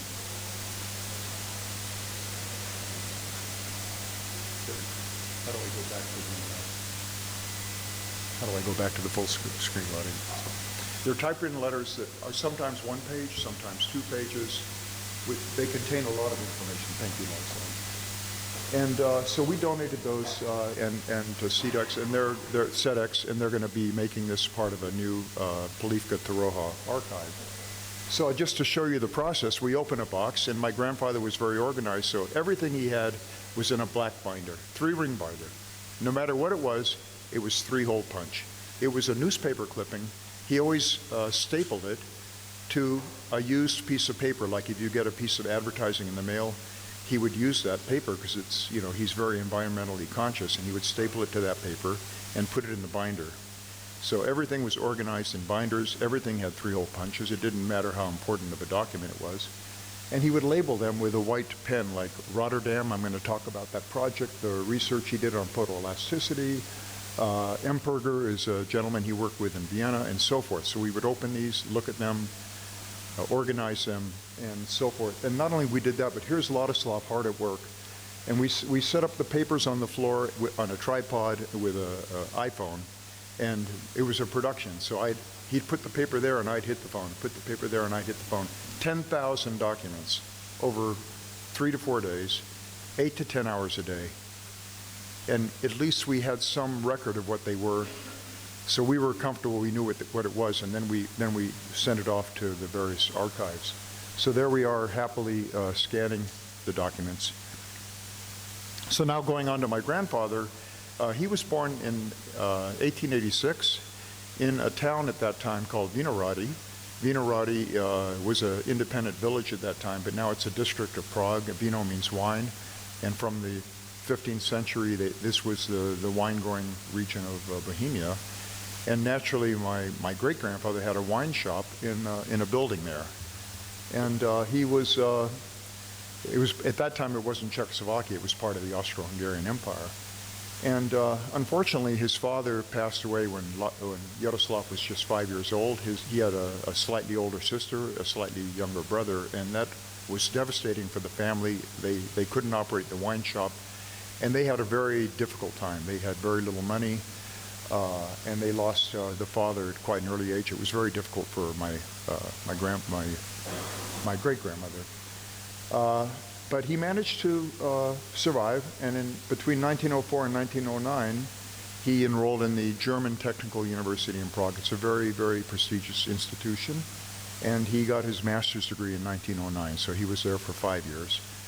And when he was young, like 16 years old, he had a fascination with languages, and he became fluent in 7 languages, which I can't imagine, but he spoke Czech, German, English, French, Spanish, Italian, and of all things Croatian, just to make it interesting. And even when he was young, like he was doing English tutoring at 16 years old to people and earning money to support the family and to pay for his education. So quickly, this is the yellow house there is the one that his family lived in when he was born. It's in Vinogradie. Jaroslav took that picture about a month ago. Thank you. And if you look at the aerial view, it was part of an established neighborhood back in the mid-1800s. It was a nice town, Vinogradie. His wine shop, we believe, was in the basement of this building. And his family was Catholic, so he was baptized into the Catholic Church there in Vinogradie. And this is the earliest known photograph that I found recently of my grandfather. He's 18 years old, and he's a freshman or a sophomore at the German Technical University. And this picture was contained inside his grade book. They give you a very formal grade book for school. And it showed us all of the courses that he was taking between his freshman and sophomore year. In just that term alone, he was taking mathematics, geometry, physics, geology, chemistry, mapping, and meteorology. Now, he's pretty ambitious. When I went to UC Berkeley, I would never take that many courses. I took forever to graduate because I just didn't want to work too hard, but I wanted to learn things. But this was very ambitious. He had very good grades, and he graduated, I think, with honors. And after he got his degree then, over the next maybe 4 years or so, 4 or 5 years, he worked for 3 different engineering companies in Prague. And one day in 1912, he was working with this particular company out at a village about 60 kilometers, 70 kilometers north of Prague called Polivka. And so he's managing the construction of a beautiful arch bridge.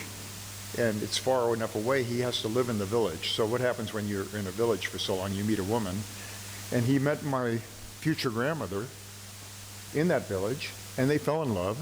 And there was just a slight problem because she came from a 100% Jewish family. It was a Jewish village, and my grandfather was a Catholic, and that was a little bit challenging in those days.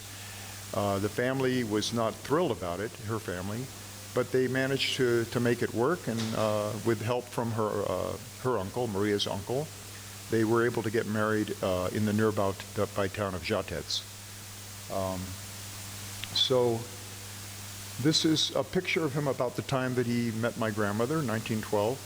And this is the bridge in Polivka, the concrete arch bridge. It's a beautiful bridge that he was managing the construction of.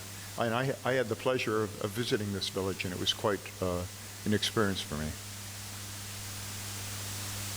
In 1914, he took on an opportunity in Zurich. He became a partner in an existing firm there, Mr. Trueb, and they called it Trueb and Polivka. So he became a partner in a firm in Zurich.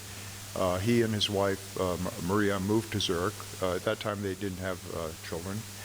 And at the same time, he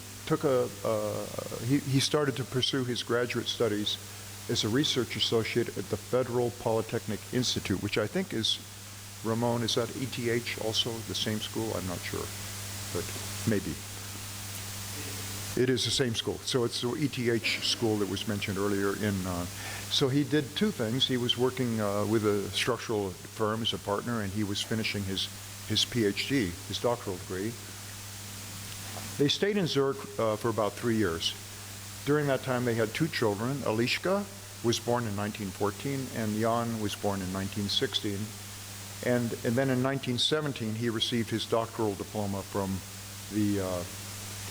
in technical sciences was the field that he studied at the German Technical University in Prague. But now World War I has broken out, and well, you'll see he was concerned about being drafted, and so he decided maybe I should go somewhere else. So he went to Vienna and worked as a partner, I guess, was it a partner with a firm that was headed up by Fritz von Emperger, who was a very renowned structural engineer at that time in Austria. So going back to Zurich, these are the 2 children. They were born. Eliška is there in 1914, a brand new baby. She was actually, when Maria got pregnant, I don't know why, she didn't want to have the baby in Zurich, so she went home to her mother's house in Polivka, had the baby, And then as soon as the baby was big enough, she went back to Zurich. And then in 1916, Jan was born in Zurich. So those are the two children. And I love this picture of my grandfather in particular. I have to say that I always think of my grandfather dressed immaculately with a suit and a tie. I never saw my grandfather, except one exception I'll show you at the end of the presentation, not wearing a tie. It didn't matter what he was doing in a lot of stuff, even construction and walking around concrete and stuff, he was always very well dressed. I just put this in to show what they looked like around that time. They've been married about 2 years now. It's an old photo, but that's my grandfather with my grandmother.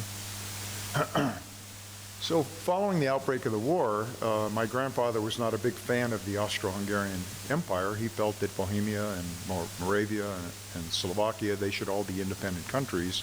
So he got involved with some resistance activities.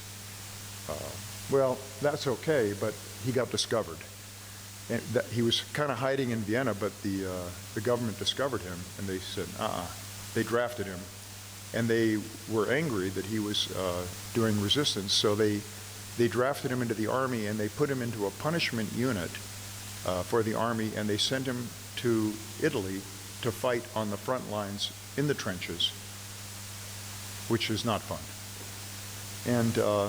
And during the time that he was at war, my grandmother lived with her parents in Postoloprty, and during that time he was at war, my dad was born in December, but my grandfather never saw him. He was at war. And I will say my grandfather, he was really, I think, in a way, a Renaissance man. I mean, he spoke 7 languages, and you get drafted by the Austro-Hungarian Empire and told to go in a punishment unit. So what does he do? He takes his violin with him. And so he's in the trenches during the day, and then at night the troops are fatigued, they're tired, they're in a cave or they're in a shack, and he would play his violin at night to calm everybody down from the fighting during the day. And then they gave my granddad a brief leave from the war, just a week or so. In April of 1918, he returned quickly home to Postoloprty, at which time he saw my father for the very first time, who was 4 months old. And in a way, fortunately, in September, he became wounded by shrapnel. This was about 3 months before the end of I say fortunately because he wasn't killed. But when you get wounded, they take you off the front line and they send you back to hospitals to get better. And so that got him pretty much out of the war. And he was sent home to Prague to recover. And the war ended just a month later after he got wounded. And now it's a whole new landscape. That's the end of the Austro-Hungarian Empire. Czechoslovakia is a brand new country. And they install a president, Tomáš Masaryk, and the 3 former areas of Bohemia and Moravia and Slovakia are combined into Czechoslovakia. So it's a new world. Just quickly, he is visiting my father Miloš for the first time. I had a baby picture of him, but I didn't put it there. But he's wearing his World War I uniform that was kind of neat to see. He's wearing his World War I jacket, and that's Eliška and Jan and Maria in the background. And then I put in a picture maybe just a couple years, 2-3 years later, of the 3 children with Eliška in the middle and Jan on the left side and my father sitting on the right side. So the war is over. Czechoslovakia is a new country. He is now living in Prague, and he joins an existing engineering firm there as a partner. There were 2 existing partners at that time. It was Vulček and Sojka and now Polivka. So there were 3 partners to the firm. And he worked at that firm for about 8 years. Maybe 2 or 3 years later, one of the partners died, so then there were 2 partners. But he continued to work with them until about 1927, and then he founded his own design practice by himself.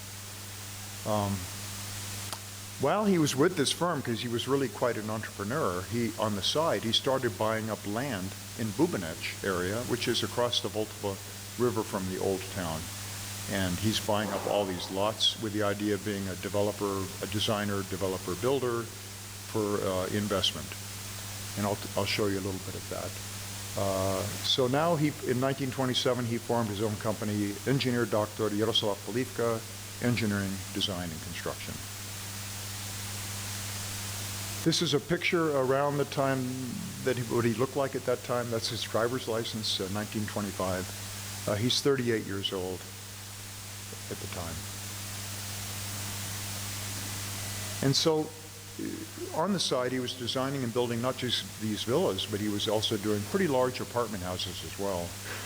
These are some of the villas that he designed. He was architect and engineer, except for maybe the one over here on the right that is kind of unusual. It's not a particularly attractive building, but this was designed for two brothers and their married families, and it was a mirror image split down the middle, so one brother and his family could live on one side, the other brother could live on the other side. But my favorite villa is this one in the middle, because this was a Polivka family villa that he built for his family in Bubanec. Today, if you want to see it, it's the Iraq embassy, and it's a little difficult to go inside, but you can maybe look over the fence and you can see it. So this is what the villa, it was built in 1924, and this is what it looked like in 1927. Now they have full landscaping in, they had a fountain in the backyard and so on and so forth. And here's a picture taken in 1931 with the family out in the backyard. And I like it that my grandparents put their three children in the front because they're the most important, and they're kind of hiding behind them in the back. So there's my father, Miloš, on the left, and Alishka in the middle, and Jan on the right, and Jaroslav kind of peeking over his shoulder, and Maria is kind of camera shy, so she's looking down at the ground. And I just came across with Vladislav recently some interior shots of the villa. I was thrilled to see them. I've never seen them before. And it was very opulently designed. This is Jaroslav standing here in his library in the villa. Very nice furnishings and paintings, artwork. This is the living room. He had the sculpture, and around this time he was doing quite well financially, and he was very generous, a very nice man, very generous man, and he donated money or provided support to a lot of his friends who were artists that were quite talented, but they couldn't earn much money with their talent, so he was helping out a lot of artists around Prague at the time. This is the master bedroom at the villa, what it looked like, and there's my grandfather in the backyard with his German Shepherd Lord enjoying the sun. So this is some projects that he did around 1927 to 1928. Now he's got his own engineering firm, and he linked up with a very well-known Czech architect, Josef Havlicek, and he did a few projects with him. One of them was very innovative, even by today's standards. There's a valley there outside of Prague called the Nusle Valley, and they had a design competition. How are they going to span this valley with a roadway? And working with this architect, Jaroslav, they both came up with a very innovative idea. You know, today, at least in California, we have a housing crisis, so we need housing for people. So they were going to build several of these high-rise towers to use as supports for a roadway, and the roadway would go above the towers for the transportation across the valley. And the residents of the towers could either access the towers from the ground going up, or they could park their car on the top and they could access them from the top down. Another project that he did in Prague was this department store. Typical project of those days where there's maybe 3 levels of commercial space. It was the Habič building, because the Habič department store is right here. And then above that, they had 3 levels of apartments. Now, this is an interesting story.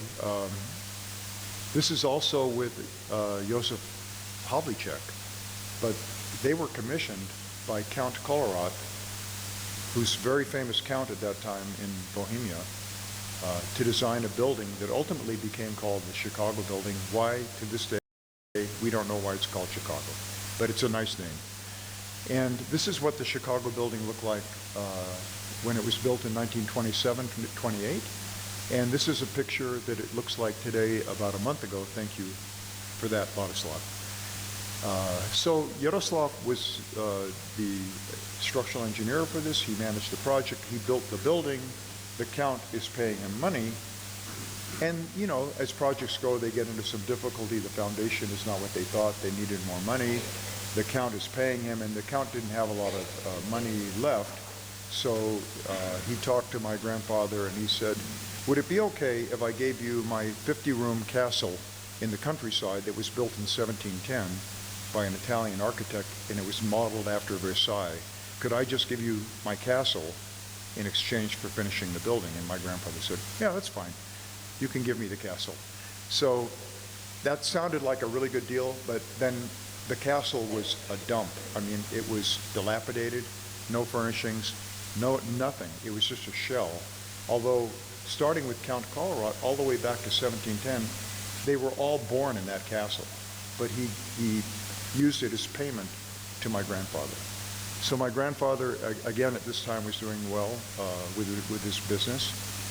And he took that on as a challenge, and he totally renovated the castle. He put in hot and cold running water. He put in toilets.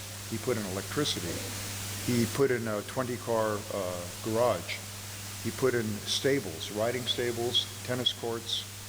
They landscaped the acreage around the castle, and his idea was to set it up as a hotel that people who lived in Prague could go to the countryside, have a nice week in the country with their families, and then go back to Prague and enjoy life. Well, it didn't quite work out that way because my grandfather was a very generous man. So what did he do? He would invite his friends from Prague, artists, musicians, famous artists, Alphonse Mucha, and other famous musicians and their families to the Tinets Castle. It was called Castle Tinets, as his guests. He never charged them for coming. And as long as he owned the castle, he never had one paying guest. He just invited people to come stay with him. And so, again, we just found these photos recently. I was quite excited. This shows the renovation of the castle. Oops, sorry. So, one more back. Jaroslav is standing here at the entrance to the castle with another gentleman. This is the main entrance to the castle. This room up here is what they call the music room, with the circular things. They could have music played in that room. And then the rooms were to the left and the right side of the music room. And this is what the back of the castle looked like going out towards the gardens. This is the grand staircase we found going up inside, and my grandfather did all the decorations that you see there because the castle just had nothing in it at the time. This is what the upstairs hallway looked like, and he had a dining room for the guests that he put in place with nice decorations and artwork. And this is what a typical guest bedroom looked like in the castle on the right, typical. So that's an interesting story. I mean, I can't, it's almost like a fairy tale. I can't believe that ever happened, but it happened. And then he started to get active in Brno. Brno is in Moravia. I'll call it the capital of Moravia. It's where Ladislav, I think you live there right now. And he got a project to design this block here, this whole block that you see. One of the buildings here on the right, you see here, we called it the Siemens building. He completed both of these projects. He was both the architect and the engineer for both of these projects. And once he completed it, he opened up a structural design office in Brno, and he had his office inside the Siemens building. And he would go back and forth between his Prague office and his Brno office 2 to 3 times a week to oversee the projects. This is a couple projects I'll show you that he did in Brno, or a couple more projects. This is a building, it's a cinema building called the Dopes Palace. It's built between 1927 to 28. This is what it looked like originally. It was the home to the Dopes Cinema, which is now called University Cinema Scala. Ever since it opened, the cinema is still there today. And it was one of the largest cinemas in all of Moravia. Unfortunately, as happens with other projects, this building was bombed during World War II. It didn't totally collapse, but it destroyed the facade. This is what the building looks like today. It has a rebuilt facade. But the underground cinema that you see here, which was designed by Jaroslav, that extends out to the back of the building, and it's actually underground. with an arched ceiling that has natural light coming through glass elements to illuminate it during the day for activities. That survived, so that's still the original cinema. But originally there were also two restaurants on these floors, and that's a picture of what one of the restaurants looked like. Another interesting project he did in Brno, at the 10th year anniversary of the founding of Czechoslovakia in 1928, and Tomáš Masaryk is still the president, they had a special exhibition in Brno to celebrate the 10-year anniversary and to honor President Masaryk. And that was kind of a big deal, and Jaroslav wanted to support this exhibition. So he personally, with his own money, he financed and he built 5 different pavilions there to support the event. He wasn't given a payment for it, he just did it to support the anniversary of the 10-year anniversary. But it was very helpful to the local economy there, and the projects provided funding for a lot of young interior design architects that were able to do a lot of the designs for the pavilions that he built. And now it's around 1930. Is this around, what time would you say this was? 1930. And this is he's an entrepreneur, and he's very proud of his work. And this is very unusual in those days, but he decides he wants to put together a 50-page brochure about him and his projects. And this is what the cover of the brochure looked like. It was kind of a purple color cover. It was entitled A Brief Outline of My 20 Years of Technical Work. So that's the title page. And it was full of projects, examples and discussion that he had. I just put one there, which was, this is a 6-story apartment building that he designed in Bubanec, was one of the projects. And as I say, he knew a lot of artists at the time, and I don't know yet who this particular artist was, but they did, what do you call that, an etching, or I don't know what that is, an etching of Jaroslav that he had, rather than a photograph, he had an etching of himself after the cover page with the date 1928. And I think he did this because he was doing some reasonable sized projects, but he wanted to take his career to the next level, and he wanted to advertise his capabilities to prospective projects. So this was quite something. And he was pretty good at advertising, not just with the brochure, but he was proud of his projects. So this is a 5-story apartment that he designed and built in Bubanec, and not always, but sometimes up in the corner right here, where second floor corner, so nobody could do tagging on it or anything, or graffiti, he would put in plaster this sign it would say, built according to his own design, engineer Dr. Jaroslav Polivka, and then it's kind of like his business card. That's his street address. His street address is 607 Bubanec, and the building was built in 1926, so they didn't have email and texting in those days, but if there was somebody like a developer that had a project and they want to talk to Jaroslav, that's his address. And a lot of work was happening around Bubanec, so they would just walk up to his house, knock on the door, come into the living room and say, hey, I got a project, I want to talk to you about this. And he did a lot of business out of his house, as well as his office in those days. How am I doing on the time? Okay? Okay, I'll be a little faster. Now there's a problem. He was kind of born into nothing because his father died, and now the stock market crashes in 1929. It's a global depression. He loses everything. He lost the villa in 1932. He lost the castle in 1935. He shut down his design practice. It was a very terrible time for everybody at that time. And he then started to work for a glass company called Thermolux Glass. He was helping them doing research on the properties of glass, structural glass. He was fascinated by structural glass, and also helping them do research and publish research publications. And then the middle of the 30s, around 35, 36, economy starts picking up again. He reopened his design practice. So this is one project he did in Rotterdam. It was the grain exchange building. A fantastic, the corn exchange building, excuse me, a fantastic project that you can see, you can see here. This is the building here, right there. And in the back, you can't quite see it, but that arch you see there with the glass elements in the ceiling at the time was the largest free-span arch in all of Europe at the time in 1938 or so. And fantastic building that was primarily steel and glass.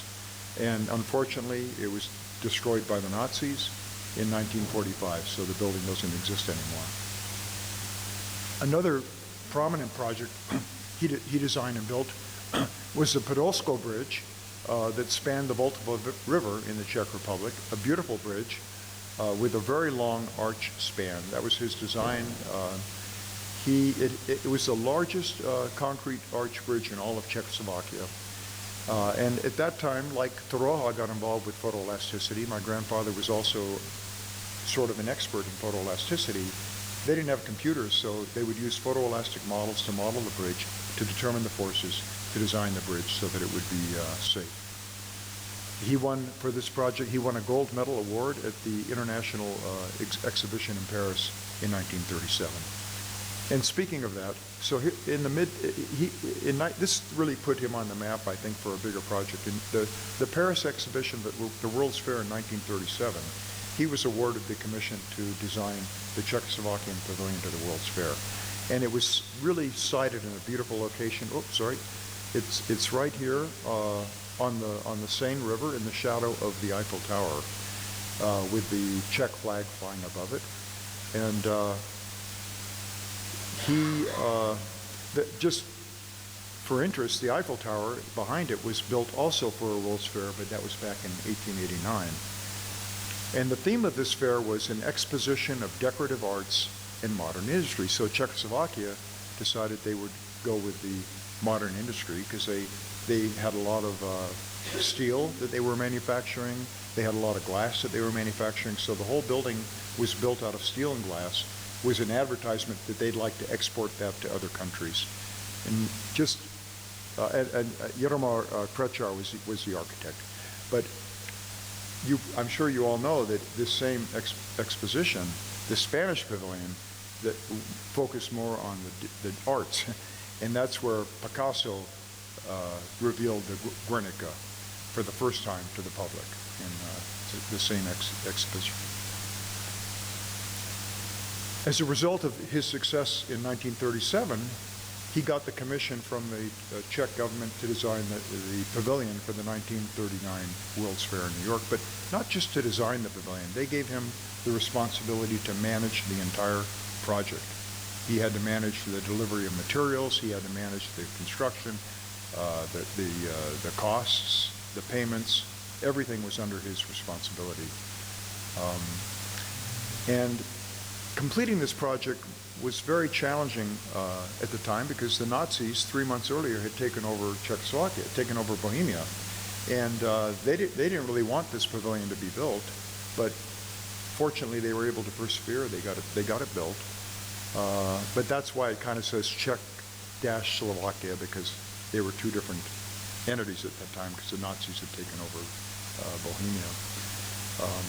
And I really like the saying. I love the Czechs because the saying, the Nazis didn't like this. So at the top of the building, they put this saying right up there, and it says, "After the tempest of wrath has passed, the rule of thy country will return to thee, O Czech people."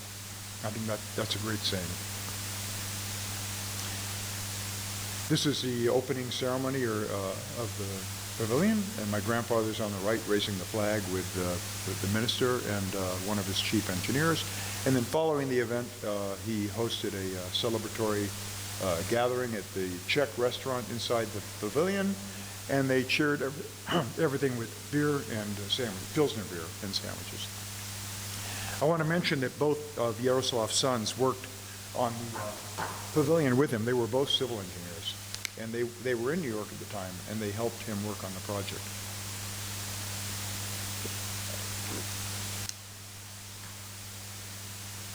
And this is a nice souvenir I found. So this is the celebratory opening dinner they had at the Old Prague restaurant. Jaroslav had everybody sign the back of the menu, and I highlighted Jaroslav's signature near the top, and my father, Miloš Polivka's signature towards the bottom. So now he's in New York, the project's done, Hitler's taken over his country. My grandfather came to New York with one suitcase, and he decides he can't go home. They've taken all of his property. And so he decides to immigrate to the United States. So now, for the third time in his life, he's lost everything again. He's lost what he left behind in Prague. He decided to immigrate to America, and he never returned to Czechoslovakia again after completion of this project. Unfortunately, my grandmother, Maria, was still kind of stuck in Prague. She's a Jew. It was almost impossible for her to get out. Fortunately, by a miracle, frankly, about a year and a half later, she got out, and she was able to rejoin my grandfather in Berkeley in the late 1940s. But sadly, in that little village of Postoloprty was a Jewish village. The Nazis rounded up everybody and exterminated them. So my grandmother's mother, her uncles, her aunts, her nephews, her nieces were all gone. So that side of the family is not very large. So I'm almost finished. So he has to start a new life in America. He goes and contacts University of California, Berkeley, Professor Raymond E. Davis. They are so interested in him. They want to set up a new photoelastic research laboratory with Professor Howard Eberhardt, and they hire him to be a lecturer and a research associate at the University of California, Berkeley. So he goes there right away after, maybe in the fall of 1939, he starts teaching and doing research, and they set up the new laboratory. And then in 1940, my father, shortly thereafter, my father came to Berkeley. Because a lot of his units didn't translate from Czech Republic, he had to finish his bachelor's degree and master's degree at Berkeley. He finished in 1948 with a master's, and through, again, Raymond E. Davis, he was hired on to be a professor then of civil engineering at Berkeley, and that's where my father had his career. In addition to teaching at Berkeley until maybe 1946, then my grandfather took a teaching position at Stanford as well, roughly between 1950 to 55, while at the same time he was working on his consulting business that Ladislav is going to talk about. So my dad, I just want to say, he became pretty well known in his own right. His field of specialty was concrete and concrete materials. He was very active in American Concrete Institute, ASTM, published many research papers, and he was a very popular professor at Berkeley, and he was chairman of the department for a few years. So there's some just photographs. There's my grandfather at his desk at UC Berkeley, looking very dapper. He took his jacket off, but he has a vest on, and that's the photo that UC Berkeley took when he joined the faculty there. And there's my father around the time that he's working on his master's degree at UC Berkeley, Miloš. In 1953, Jaroslav was awarded the French Legion of Honor Medal to recognize that he had some of the best structural achievements over the past 4 years of any structural engineer, and that's just a photo showing him receiving the medal. And lastly, I just want to make, again, mention of Raymond E. Davis. He was instrumental in our life. He hired Jaroslav in 1939. He became my father's mentor until he died in 1970. He looked after our family. We were immigrants, my father, my grandfather, and he really took them under his wing and made sure that they were taken care of academically, professionally. And he became my father's lifelong mentor and very good friend. He also had an interest in concrete and concrete materials. And I may say, like the Torroja Institute, Raymond E. Davis set up a similar engineering materials laboratory at UC Berkeley around 1925, 1922, very early on. Like the testing facility at the Torroja Institute, which at that time was one of the preeminent research and testing institutions, not just in the United States, but in the world. Many tests were conducted there for projects in many different geographical locations. Jaroslav also designed my parents' home in Berkeley. They bought an empty lot there in 1950. He designed the family home, and we moved in around March of 1951. So this is a home that's, designed by Jaroslav. And It was on a sloping lot, but the home never had any trouble with foundations because he designed it properly. And a little bit of Frank Lloyd Wright elements came into this play. He had a flagstone steps going up to the front door. He had a flagstone fireplace. I didn't show the living room, but he had kind of a whole wall in the back of the living room looking into the garden with small panes of glass and a wooden frame that looked a lot like what the prairie style of Frank Lloyd Wright. And both my father over here and Jaroslav over here were there all the time providing construction oversight to the building of the house. And if you're really interested, my bedroom is right there. And my parents' bedroom is here, and this is the living room there. So I want to finish just some memories. 1953, we're barbecuing in the backyard. My dad loved to barbecue, and he's still wearing a coat and tie to a family barbecue. We're barbecuing chicken. And he's not working on a job, but this is how he typically would dress, and he's wearing the chef hat. The only time you'd see him not wearing a suit is he was relaxing and enjoying himself with the family. So this is 1955, and we are up near Napa Valley, north of San Francisco, enjoying a place called Agua Caliente. And we're all that's me and my sister Kay, my mother Joyce, and my dad Milosh, and my grandfather. And then lastly, my grandparents' favorite place was the Sierra Nevada mountains. There's a lake there, I don't know if you know it, called Lake Tahoe, and it's the second deepest lake in America, 1,700 feet deep. It's the largest freshwater lake and largest, deepest freshwater lake in all of the United States. I think it reminded my grandfather of maybe being back in Europe. Here's a picture of my grandfather and I taken on the beach at Zephyr Cove. You can't really see it, but my grandmother is kind of looking on adoringly over here. And I conclude my presentation with my grandparents on the beach, enjoying life.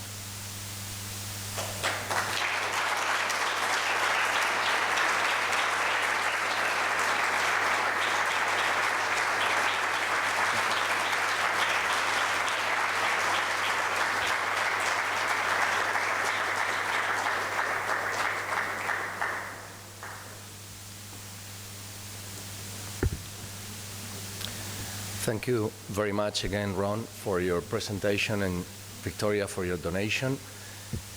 On behalf of CEDEX, I would ask you to keep very good care of this presentation and the associated documents, as we expect that your grandchildren will be donating your documents by the end of this century. Muchas gracias. A continuación, después de estas dos presentaciones de Ramón y de Ron, que nos han situado en la visión de conjunto de las vidas de Torroja y Polivka, doctor, profesor asociado de la Universidad de Berna, Jaroslav, nos va a presentar una visión de conjunto no solamente de estos dos insignes ingenieros, sino del resto de personalidades que rodearon a la ingeniería y a la arquitectura de su tiempo. El título seleccionado para esta ponencia, esta última ponencia de la mañana, será Filósofos de las estructuras, y se hace alusión explícita a Polivka, Wright, Eduardo Torroja y otros filósofos de estas estructuras. Jaroslav.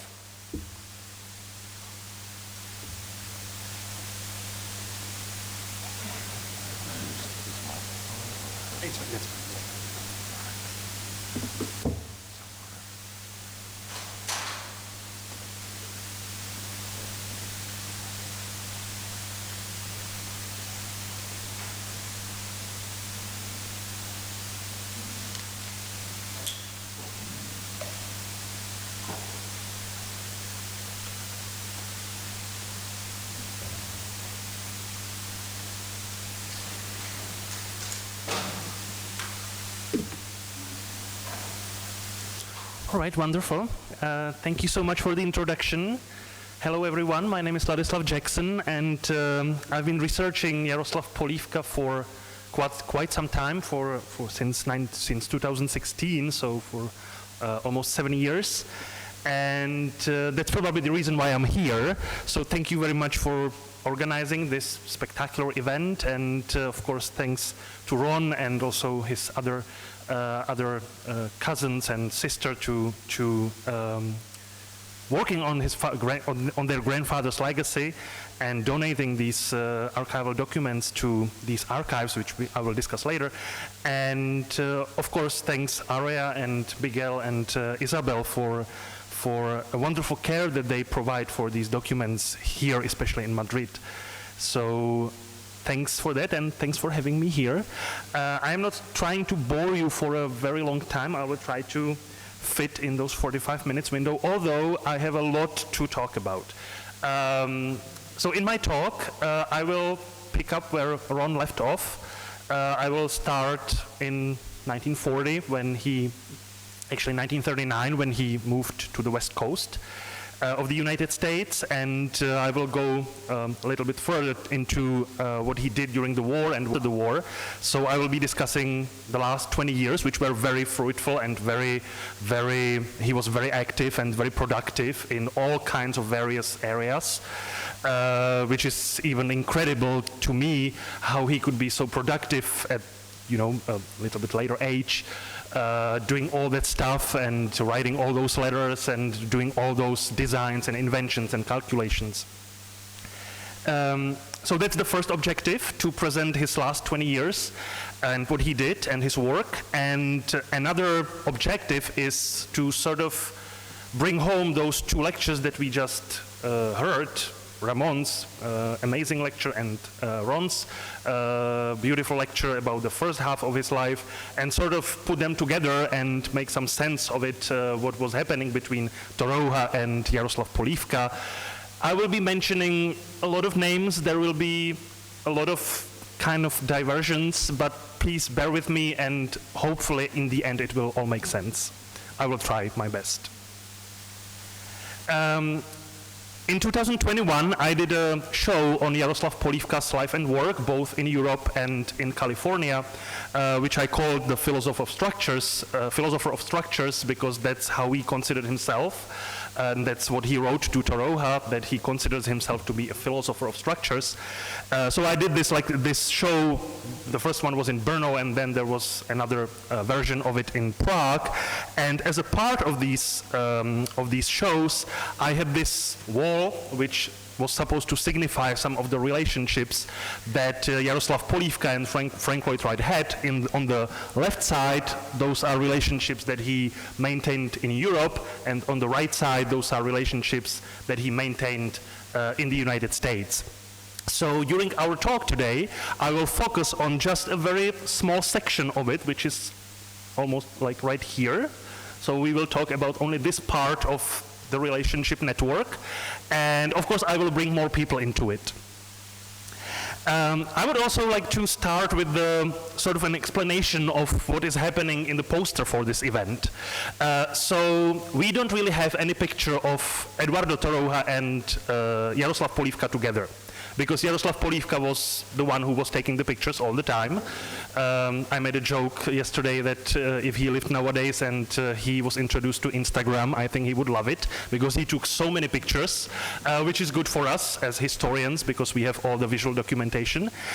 So this is a very rare picture of Jaroslav Polivka at Taliesin West in 1957, where he's pointing at a project of Frank Lloyd Wright's mile-high building, which was a spectacular project. It was really supposed to be a mile-high building, which was supposed to be like a city, entire city in one skyscraper structure. And he's pointing here. So Eduardo Torroja in the poster, I guess you got the part that he got photoshopped in the picture. He wasn't there in the poster, but he is pointing at his name that is mentioned here in the credits. And what is mentioned there is salutations. So previously, it was considered that he was some sort of part of the project. Now I don't really think so, or he might have provided some advices to Frank Lloyd Wright, but we don't really have any correspondence or any designs or calculations that would suggest that he actually worked on this specific project. But there are salutations to Eduardo Torroja, salutations to Professors Beck's Cross, who were at that time professors at Princeton University, and they were in touch with Frank Lloyd Wright. Then we already heard about Pierluigi Nervi, who was also in touch with Frank Lloyd Wright and Eduardo Torroja, and also he knew Jaroslav Polivka, or better way to put it, Jaroslav Polivka knew Nervi. And then there is Maillard, who was a Switzerland engineer. So these are these three people. So he only didn't know George E. Becks because he passed away, I believe, in 1936. So he couldn't meet him in the United States. But he knew Jaroslav Polivka knew Pierluigi Nervi, and he already knew Robert Maillard from the Switzerland where he was practicing between 1913 to 1916. But I'm not going to talk about these people. I'm going to talk about these people. This is Jaroslav Polivka from picture taken in 1950s when he was. It was a picture taken probably in 1950 when he joined the Stanford University.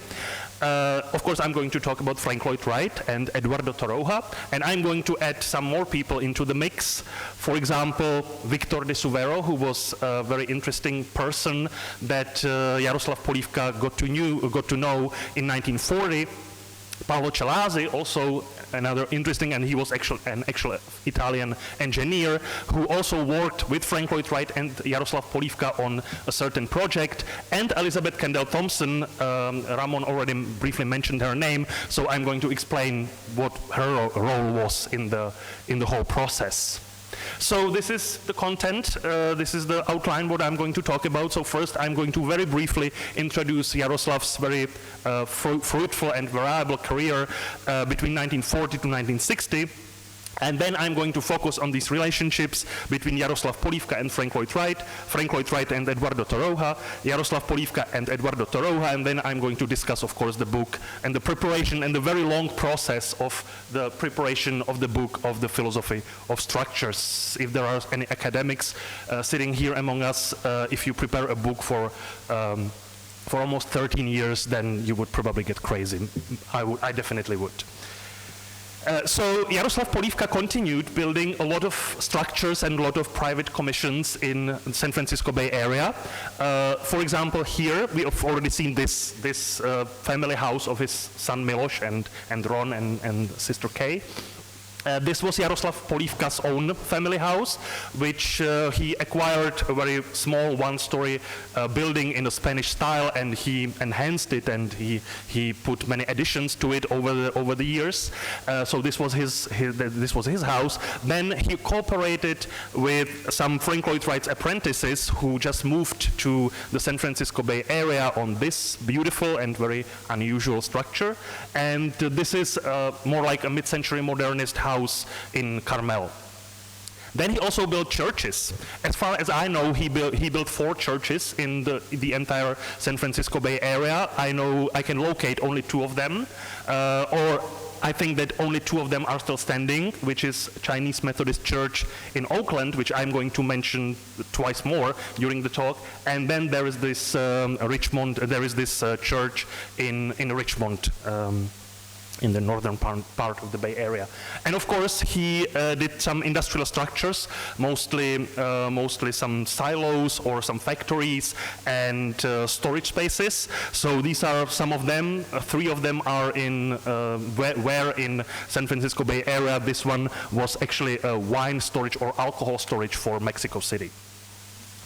But then, at that time, in 1940s and 1950s, he also worked on some inventions, and he wanted to get them patented. He wanted to get patents for at least 4 different projects with 4 different people, and one of them was Victor de Suvero. Victor de Suvero was, his story is kind of fascinating because he was born Italian, and in 1930s, or I think it was at the end of 1920s, he moved to China and he was serving in diplomatic services on behalf of Italy in China. But then in 1941, I believe, when the occupation of Shanghai happened, then he had to move, so he fled to San Francisco Bay Area, and that's how he met Jaroslav Polivka. He wasn't an engineer, as far as I know, but he was quite very interesting and Renaissance man. He was more like an artist, but he was interested in structures. So together they came up with this sort of crazy idea that they will straighten the Leaning Tower in Pisa. And they actually wanted to get it patented. They were quite very serious about that, so they wanted to get it patented, and they actually hired some people, or contacted some people in Italy, like Bruno Zevi and Giorgio Neumann, which I will again mention later, to promote this idea, that they will be their advocates in Italy to actually do that. So here, this is Victor di Suvero's drawing of Jaroslav Polivka with the Leaning Tower in Pisa, and this is actually a picture of Jaroslav Polivka with the model of the Leaning Tower in Pisa.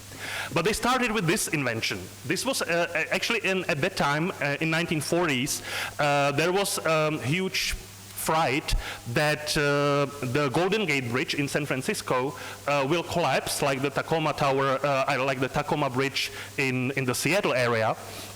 And it was swinging in the wind a lot. So they wanted to fix the suspended construction of the Golden Gate Bridge with adding more supports to the structure, which was kind of refused because it's not really that aesthetical like the monumental Golden Gate Bridge and elegant like the Golden Gate Bridge.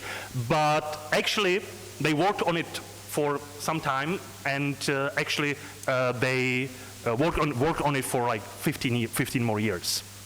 Then, in 1940, Jaroslav Polivka met Paolo Celasi.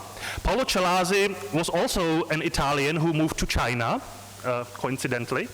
And but he was a structural engineer, and he saw opportunities in China because China in 1930s was developing in a very fast way.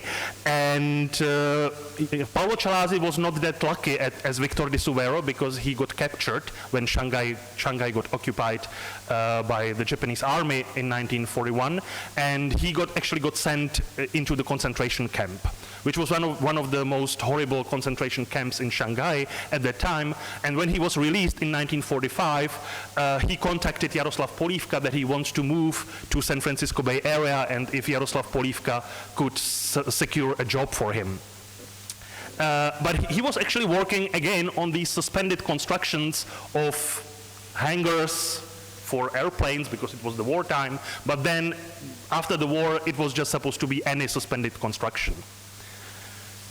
So Jaroslav Polivka put these two inventions together, the invention for the Golden Gate Bridge, which he did with Victor di Suvero, and the invention for the hangars with the suspended construction that he did with Paolo Celasi, and they were actually successful. They got it patented in 1957, and he used it when Frank Lloyd Wright asked him to design the suspended construction of the racetrack pavilion in New York City in the Belmont Park, which is one of the last projects of Frank Lloyd Wright. So these two inventions, and actually Paolo Celasi was invited to work with Jaroslav Polivka on this project, or actually to at least advise with the project. So in 1939, Jaroslav Polivka got invited to give a lecture at UC Berkeley, and everybody was so impressed that they actually wanted to hire him. But it was a problem because Jaroslav Polivka didn't actually have a working permit, because he was on just exile visa. So he actually worked for the laboratories that were led by Raymond D. Davis, and there was a photoelasticity laboratory that was led by Howard Eberhard for more than a year for free. By the time, of course, he needed to get some money, and the hiring process at UC Berkeley was quite complicated. So at the time, he also started to work for Kaiser Industries. Kaiser Industries built huge docks for warships in Richmond area, in San Francisco Bay Area, in Richmond docks, where they started to assemble the ships from pre-made parts, pre-made particles. So this typization, of course, fastened the process of building the warships. And Jaroslav Polivka was part of their engineering team working on that. This is from the newsletter of the Kaiser Industries, highlighting Jaroslav Polivka's achievements with Kaiser Industries. You can see Jaroslav Polivka here. So that's what he did during the war, and of course it was his way to fight the Nazis. They didn't know what was happening in Czechoslovakia to his wife's family at that time. They didn't know that they were murdered in the concentration camps by the Nazis. They learned after the war. But of course he knew that the Nazis are bad and that he needs to fight them somehow. So that was a way to fight what was happening in the world. In 1950, his academic career shifted, and he actually got hired by Victor K. Thompson, who was head of the architectural department at Stanford University, to teach at Stanford University. He was teaching one course. He was teaching a course on structural design and structural engineering, which was just which was like a survey in all kind of different construction methods. And while he was doing that, he already was using Eduardo Torroja's structures as examples that are supposed to be studied by the students at Stanford University. So you can see this is the syllabus, which was very thorough. I would never have time to write a syllabus extensive like that, which was very thorough. It had like 20 pages, and also it had images, and one of the images was Eduardo Torroja's structure. At the time, as Ron briefly mentioned, at the time his son Miloš was actually finishing or working on his Master of Engineering degree at UC Berkeley, and they actually worked together on a different project because Jaroslav Polivka was also involved in chemical solidification method, that you put some chemicals inside the soil and it solidifies the soil. Sorry, I'm an art historian, so I can't explain it any better. So that's what they worked on, and then they were like, oh, so that might be a good topic, good research topic for Miloš's thesis. So in 1948, Miloš defended the thesis of chemical solidification of soil, and in 1949, because Jaroslav Polivka always wanted to apply his theories and his research, so in 1949, they actually got commissioned, both of them, for chemical solidification of new pillars within the Kaiser Stadium in San Francisco, for where the 49ers used to play, and it was kind of a big deal. Miloš Polivka also got to meet Frank Lloyd Wright, and he made a good impression on Frank Lloyd Wright, and in 1958, right before Frank Lloyd Wright passed away, he wrote this beautiful, lovely note for Miloš Polivka that he actually is a very competent young engineer. Back to Jaroslav Polivka and Frank Lloyd Wright. So how did they meet? In 1946, Frank Lloyd Wright published an article mostly about his experience while he was building the Falling Water project. And of course, you probably know that the Falling Water project keeps falling apart since it was built. So he was blaming the engineers. So he made some kind of a remark that, but it wasn't that harsh, but he made a remark that engineers do not have much of an imagination, and Jaroslav Polivka felt offended by that, because he considered himself to be a philosopher of structures. So he wrote a very polite but very firm reaction to Frank Lloyd Wright, that he actually thinks that some engineers are very competent and some of them have imagination. And then he mentioned that he loves spider webs, that he loves observing spider webs inside the house. I don't know if Ron told me or one of his cousins told me that their grandmother never was kind of furious because he never wanted any spider web to be put down. So he was loving the spider webs, which apparently made an impression on Frank Lloyd Wright, because that was the organic principle. So he wrote a very brief response. So why don't you come see us at Taliesin West? This was written on April 15, and on May, I believe May the 8th, Jaroslav Polivka already left for Taliesin West for a week. So that was the first meeting, which was very productive. This is a picture that was taken later. We don't really have that many pictures of Frank Lloyd Wright and Jaroslav Polivka either, but we have like 2 or 3. So this is one of them with William Wesley Peters, who was like the leading architect in Frank Lloyd Wright's office, and also his son-in-law, and Frank Lloyd Wright and Jaroslav Polivka during their excursion to Phoenix, Arizona. So Jaroslav Polivka stayed at Taliesin West. He loved the place because the site is really beautiful. In one of his letters, he called it the paradise on earth. And he stayed in these, what they call the shelters, which were built by the students as a master thesis. And they are still there. So he wanted to experience that, so he stayed in these shelters. And as you can see, he probably just woke up, and he is wearing a bow tie. But anyway, the first meeting at Taliesin West was very productive. They already started working on 3 projects, because at that time, Frank Lloyd Wright was kind of struggling with the support of the spiral ramp for the Guggenheim Museum. So Jaroslav Polivka solved it, of course, because he was an experienced engineer. And this is the model, which was actually executed by Miloš Polivka for the ramp of the Guggenheim Museum, and these are the sketches and calculations of Jaroslav Polivka for the Guggenheim Museum. Then they started to work on the additional tower for the already existing headquarters for the Johnson company in Racine, Wisconsin, where Jaroslav Polivka was supposed to put the mushroom-shaped concrete pillars on top of each other. So that was his task, and again, the tower is still standing. So that worked. And then they started to work on the Roger Lacey's hotel.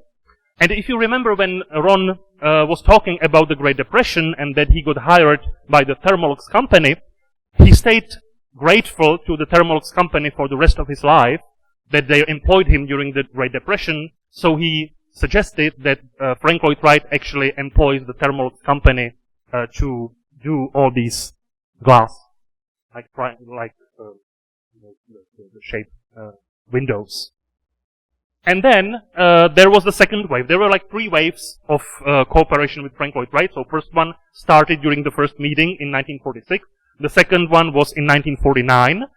So in 1949, Frank Lloyd Wright was already working on the project of the V.C. Morris shop in San Francisco, and V.C. Morris was very wealthy, was apparently doing very well, financially. So he wanted this very extravagant cliff house, which was supposed to be on this cliff right here. And this is actually the picture taken by Jaroslav Polivka, because he went to the site, on the site, and took pictures how the site looks like. And this right here is probably the only existing picture of V.C. Morris, because apparently he was camera shy. We have pictures of his wife, but we don't have any pictures of him, so apparently this is V.C. Morris. But anyway, so this was the design for the cliff house for V.C. Morris, and Jaroslav Polivka, Frank Lloyd Wright was again struggling with the structural design, so Jaroslav Polivka solved it. And then in 1949 they started to work on the 2 crossings over the San Francisco Bay, which resulted into the huge concrete butterfly bay bridge. So the original design actually was supposed to have an aluminum rotating piece right here, so the ships can go through. So the thing rotates, the aluminum part rotates, and the large cargo ships can go through. But they got rid of this part, and they came up with this design, where in the center, it is higher, so the ships can go under, and there was a park in the center. So because it takes like 20 minutes to cross the bay, so if you get tired, you can just stop in the middle and just go see the park. This is actually the whole plan of the crossing. You can see that this is where the ships were supposed to go, and this actually originally was supposed to be floating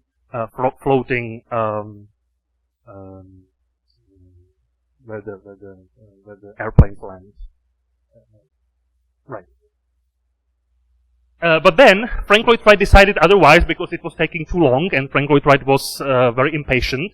So he actually used this project of the Butterfly Bay Bridge for another project, which he did in Baghdad, Iraq. He was supposed to design the whole city center. So he moved the Butterfly Bay Bridge to this project, and it's actually in there.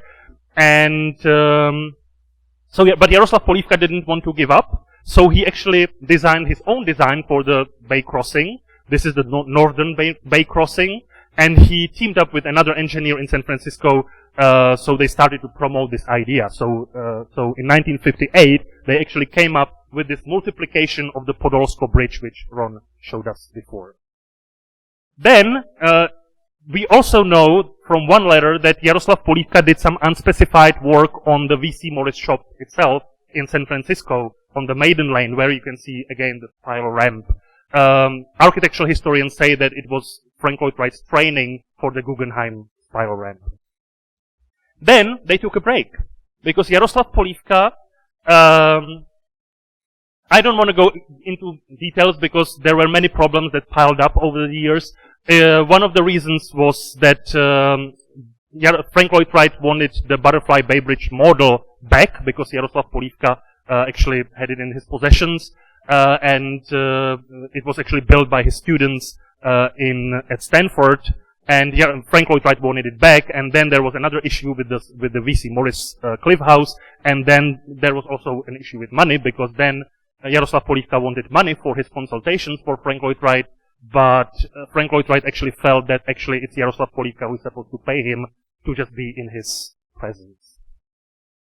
So Frank Lloyd Wright got mad, and they didn't speak for almost 2 years, more than 2 years. So there is like this break. It wasn't, if you read somewhere that it was a harmonious relationship, it was nothing but.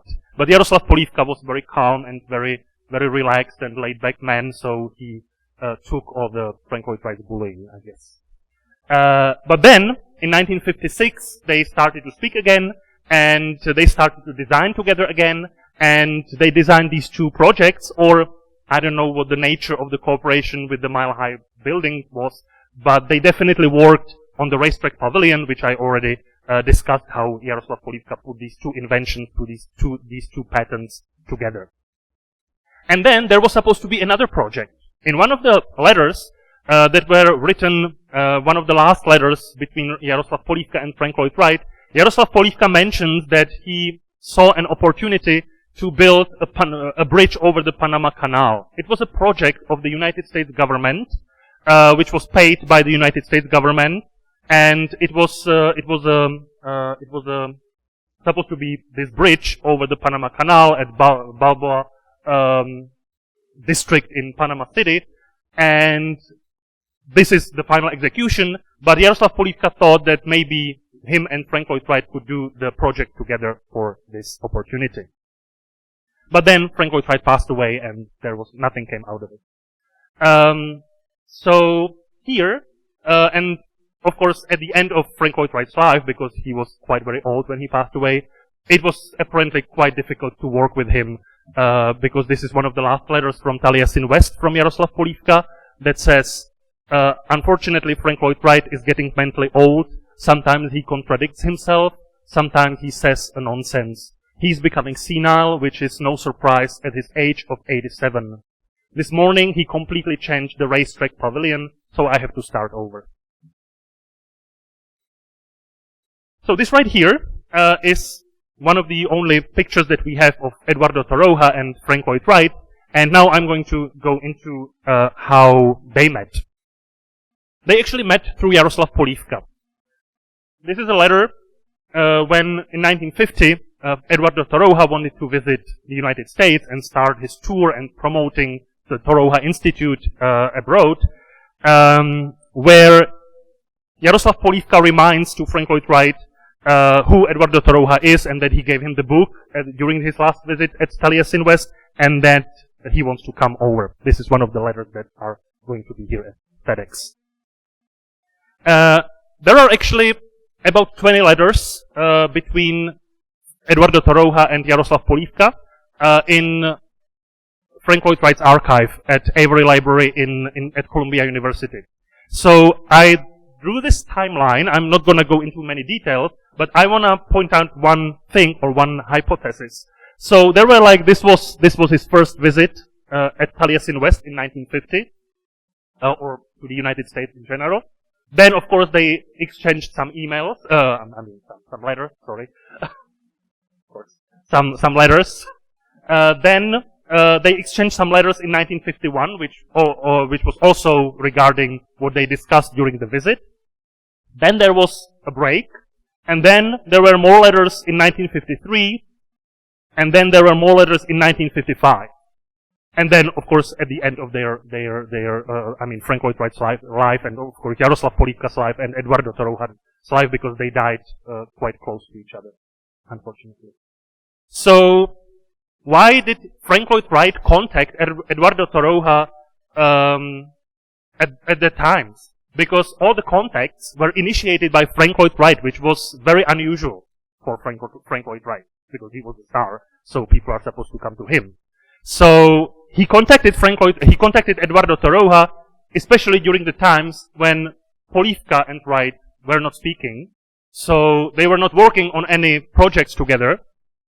And Jaroslav Polivka needed some experienced architectural designer, structural designer, structural engineer, who he can confine with his project and who can consult his projects. So he was probably reaching to Eduardo Torroja, thinking that maybe that's the guy, because of course they understood what organic architecture means. So here, this right here, is how they were supposed to have a project together. Because remember when I mentioned the Panama Canal project, the Panama Canal Bridge? Jaroslav Polivka actually tried to pull Eduardo Torroja in the collaboration, and he's mentioning the project to Eduardo Torroja, asking him if he wants to be part of it. Up until now, I didn't think that there are any designs or any sketches of their proposal of the bridge, but there are. So this is the design. We don't have anything else, sorry. This is the sketch on one of the letters from Jaroslav Polivka to Eduardo Torroja, suggesting how the Panama Canal Bridge is supposed to look like.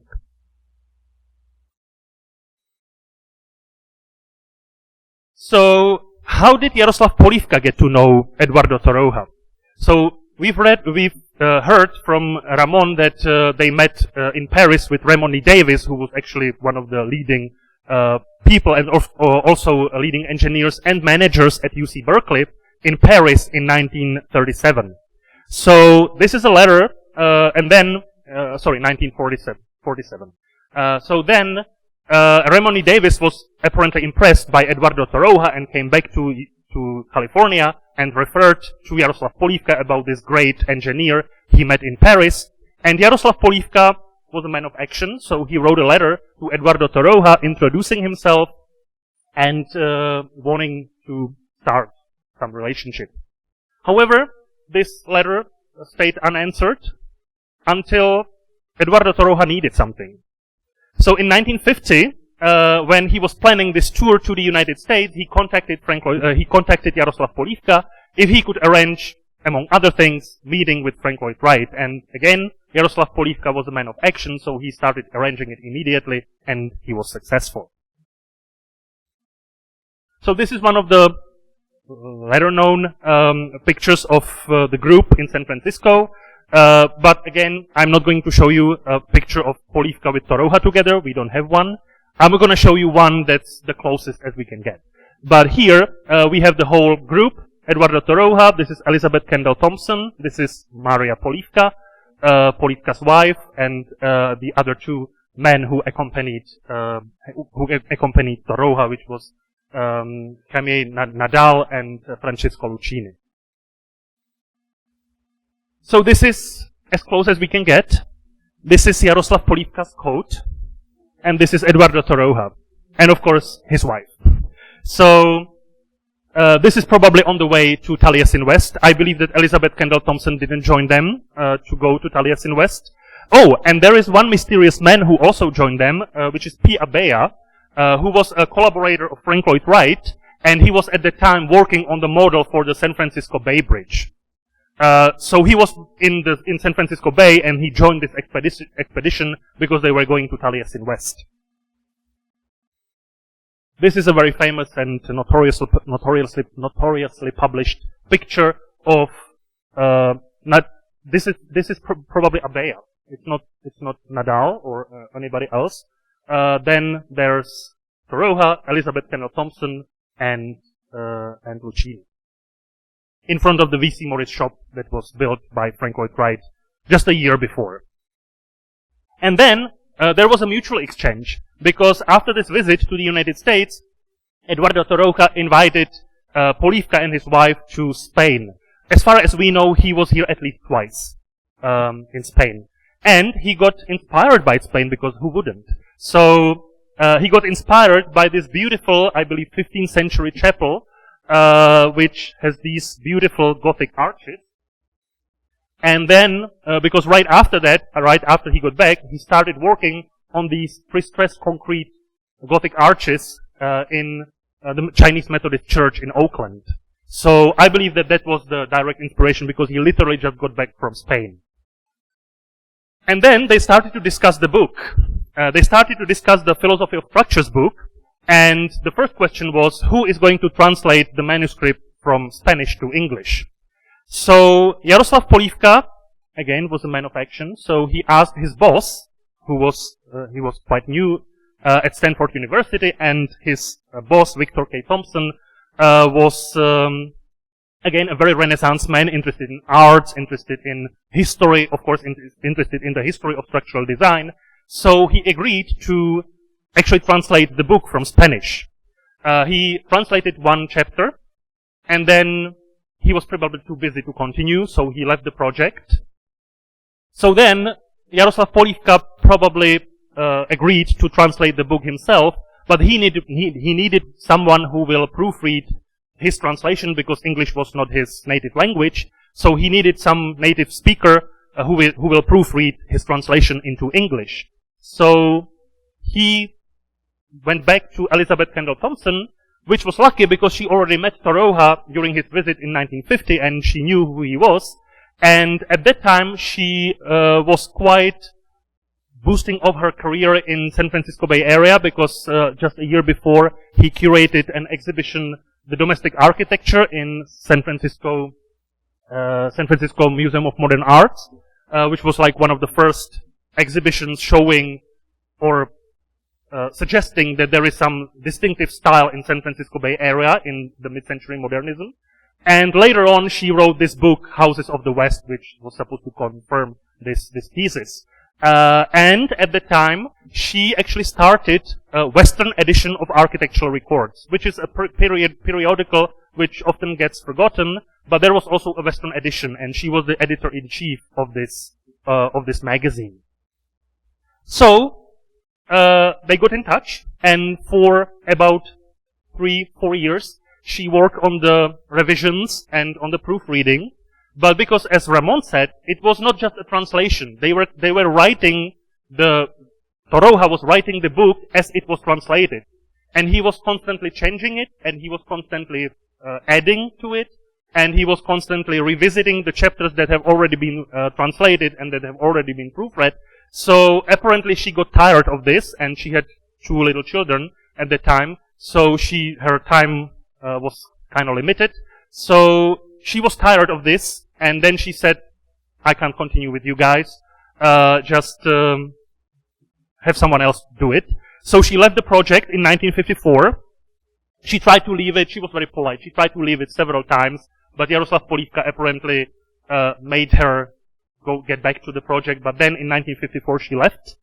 But Jaroslav Polivka wanted to use any opportunity he got, so he contacted her again if she would consider publishing his 2 latest projects that were built in San Francisco Bay Area. One was in Berkeley, the other one was in Oakland, in Architectural Records, the Western edition, which he didn't reply to, and it wasn't published. But he found another way to publish it. It was not just the book that they were discussing with Eduardo Torroja in 1950s. Jaroslav Polivka was also sending him some calculations of the project that he was working on, and he was sending him, they were just generally talking about what's new in the field. And for example, they were discussing this alternative project of Jaroslav Polivka for the Richmond-San Rafael Bridge. Because in 1952, there was a competition for the new Richmond-San Rafael Bridge, which was steel construction.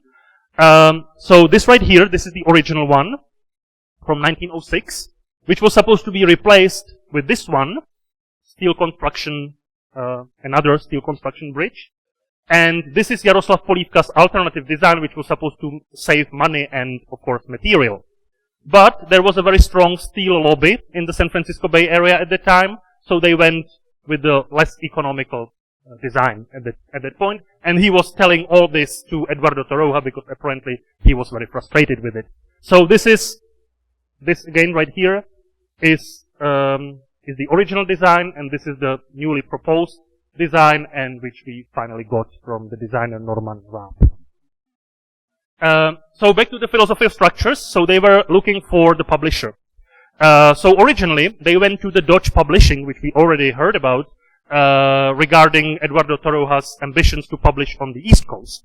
That was a New York-based company, that was a publishing company, and they wanted them to publish the Philosophy of Structures book. It was kind of a long process, and Elizabeth Kendall Thompson also played some part in it. But after like 2 years of correspondence, they refused the manuscript, thinking that nobody will be interested in the book. But the real reason at that point was probably that they were already in touch with Torroja about the structures of Eduardo Torroja book. So they didn't want to, overflow the market with 2 Eduardo Torroja's books. And they wanted to get rid of the competition, so they were pretty harsh in the evaluation of the manuscript. But then, Frederick Langhorst came in the picture. Frederick Langhorst, or Fred Langhorst, as they referred to him, was Frank Lloyd Wright's apprentice who resided in San Francisco Bay Area. And Jaroslav Polivka actually helped designing the structural design for his own house in Berkeley Heights. And so they already knew each other from Taliesin West and from Frank Lloyd Wright's fellowship.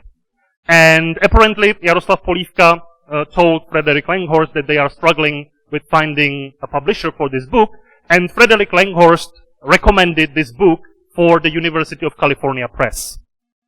So, in 1956, they were successful and they found a publisher, so nothing was in the way.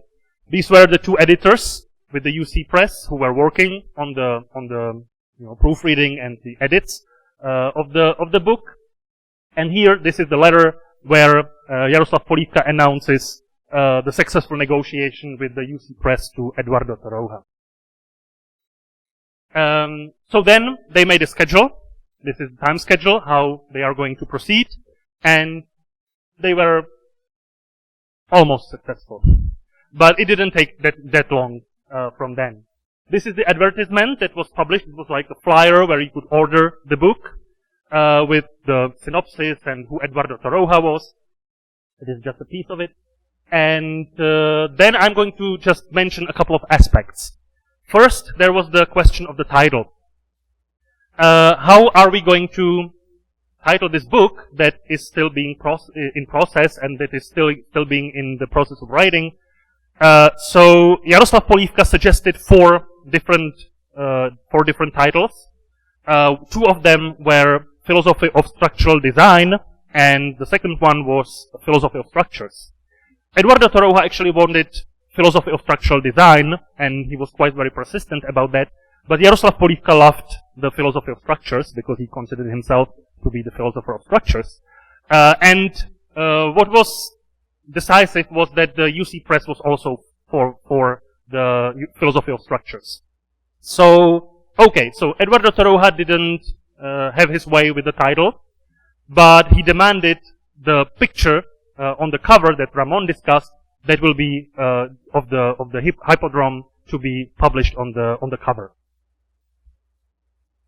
About the graphic design, Jaroslav Polivka actually played also a part in the graphic design because he was very carefully selecting the pictures, the images for the book, which I will get into in a bit.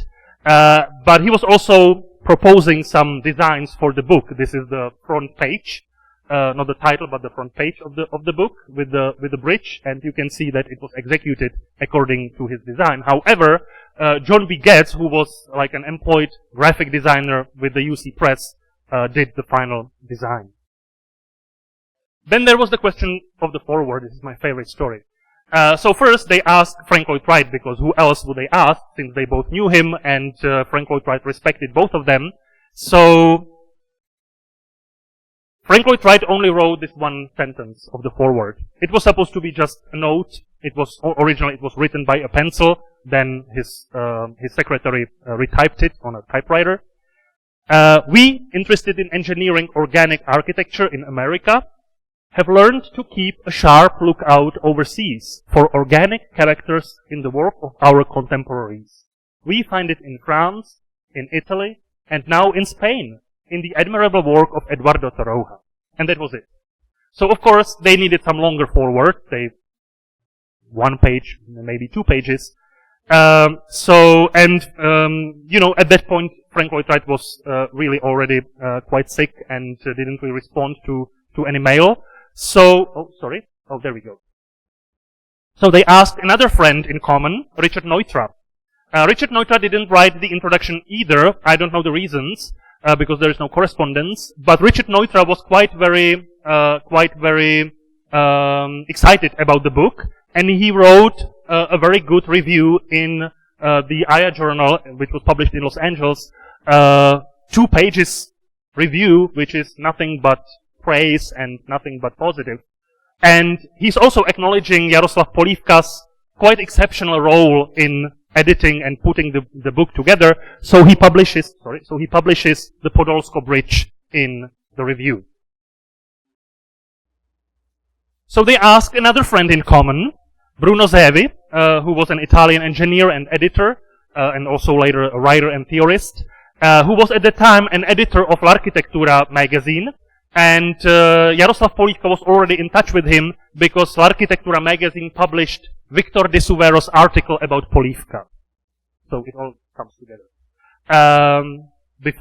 So they asked Bruno Zevi, and Bruno Zevi also knew Frank Lloyd Wright because he visited Taliesin West a couple of times. So Bruno Zevi was supposed to write the introduction. He didn't do that either, for reasons unknown. And but we know that he was aware of the book and that he actually liked the book. So what did they do? They wrote the introduction by themselves. This is the introduction written by Jaroslav Polivka and Miloš Polivka. The images. There were in the correspondence that is here now at CEDEX. There is a huge discussion about the images because Jaroslav Polivka wanted every image to be approved by Torroja, or he requested certain images from Torroja's institute.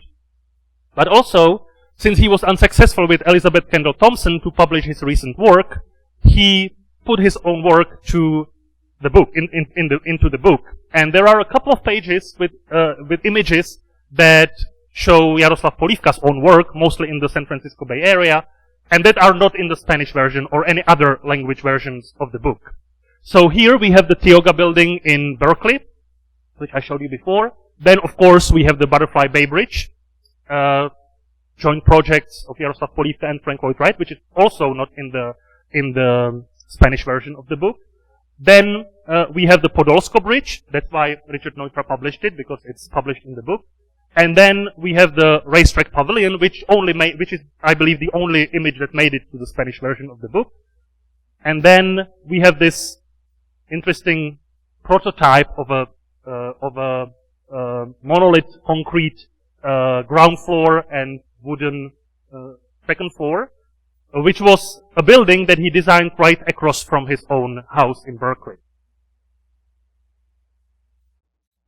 So, but Eduardo Torroja was okay with that. He asked about every single picture, if he can include it in the book of his own work, and Eduardo Torroja was completely fine with that. Then the book was published by the end of 1958.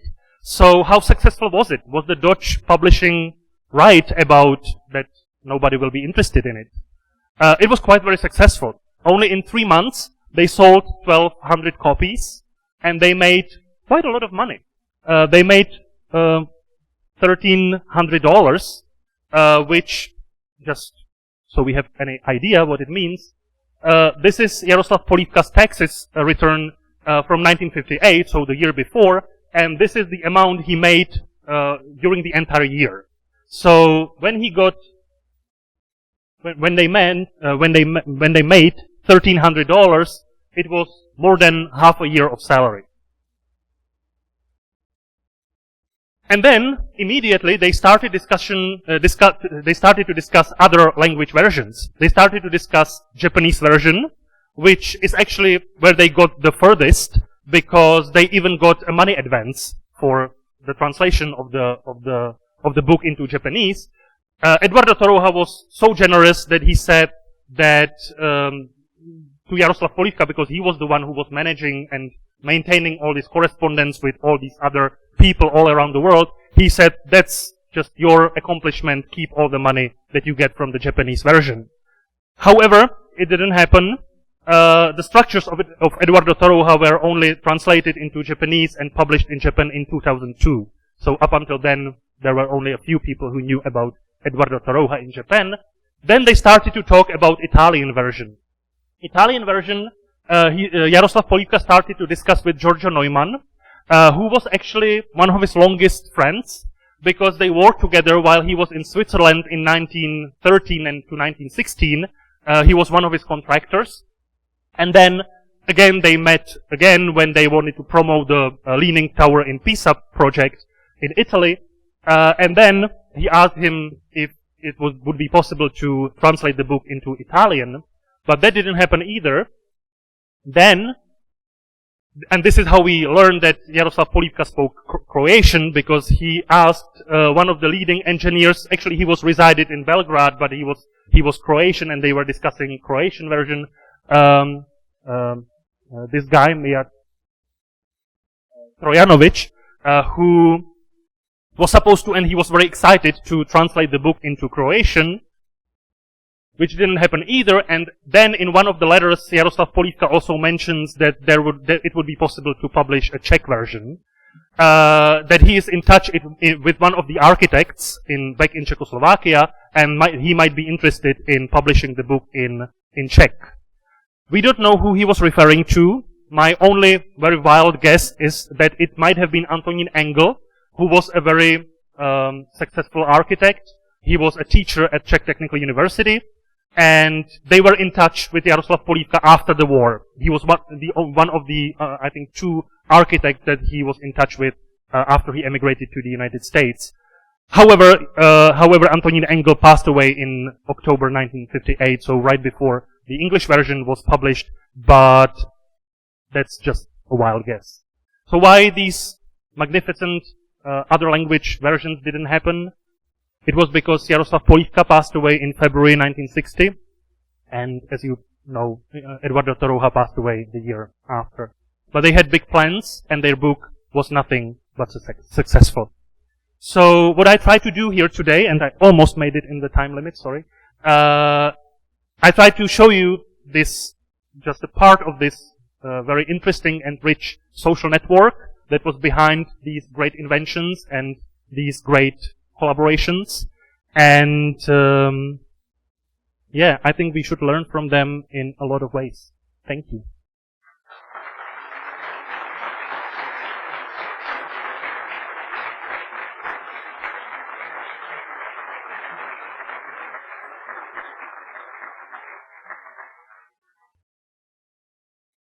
Thank you so much, Ladislav, for this excellent framework of reference about Torroja, Polivka, his time, and their personal relationship. Thank you.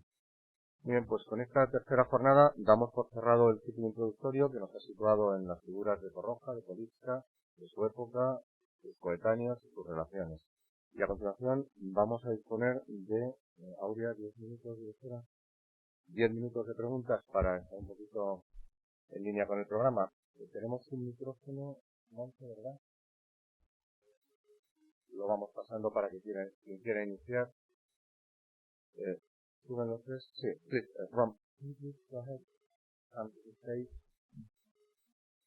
Ramón, muchas gracias.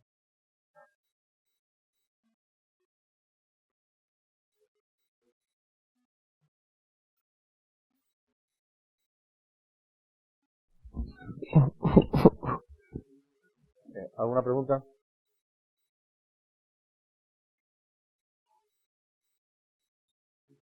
Gracias, Carlos, ahí atrás. Por favor, cuando vayan a formular las preguntas, preséntense con nombre, apellido y entidad a la que pertenecen para que los ponentes puedan situarse. Sí, hola, buenos días. Mi nombre es Jorge Carlos Pacheco y yo trabajo aquí en el servicio de publicaciones del CEDEX. Yo quería preguntar solamente un par de preguntas a Ramón, al profesor Ramón Graus, cuya exposición me ha parecido espléndida. Quería preguntarle si puede ahondar un poquito más en la relación personal entre von Kastel y Eduardo Torroja. Y una segunda pregunta, una pregunta contrafáctica. ¿Qué hubiera pasado si esas fotografías no las hubiera hecho von Kastel? Quiero decir, ¿cómo habría sido la proyección internacional de Eduardo Torroja sin esas fotografías en concreto? Muchísimas gracias. A mí lo que me interesa es mostrar que Civil von Kastel es acogida por un grupo de arquitectos e ingenieros que estaban, por ejemplo, publicando la revista REC, que estaban en el centro informativo. Y esto yo pienso que se debería investigar desde el ámbito de que se está construyendo la ciudad universitaria. Y en ese momento, la conjunción de fuerzas de arquitectos e ingenieros que están renovando la arquitectura en Madrid en esos momentos está en ese ambiente. Y ella, precisamente la exposición de fotografías que hace, esta foto de Rafael Callalta, las publica dentro del centro informativo de la construcción. Es decir, la acogen a ella, y yo pienso que allí ella entra en contacto con Torroja, como con tantos otros arquitectos del momento en Madrid. A partir de aquí, bueno, yo pienso que tienen una relación que ella entiende lo que está haciendo Eduardo Torroja y cómo es la arquitectura, y se aproxima fotográficamente de una manera nueva. Tampoco estamos descubriendo así von Kastel. Von Kastel ha sido recopilada en exposiciones colectivas de fotografía contemporánea por Juan Naranjo y por otras exposiciones de los últimos 10 años. O sea, digamos, a partir de aquí tampoco sé demasiadas cosas. Yo os recomiendo que os leáis el libro de Covadonga Martínez, en la que ella intenta hacer una biografía de Civil von Kastel. Ella está en París durante la Segunda Guerra Mundial, creo que se casa con un oficial allí.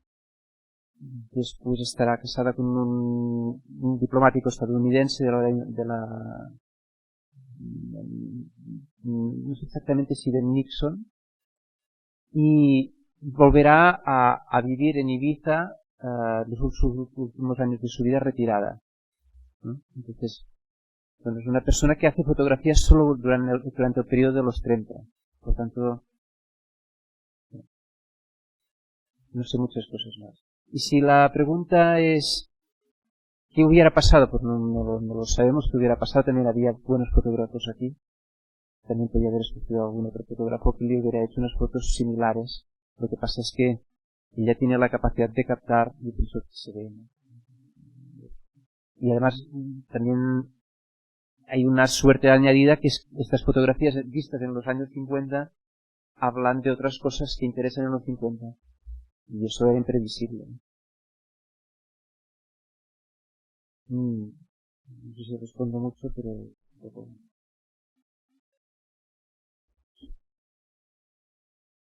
Gracias, Ramón. ¿Alguna pregunta más entre el público?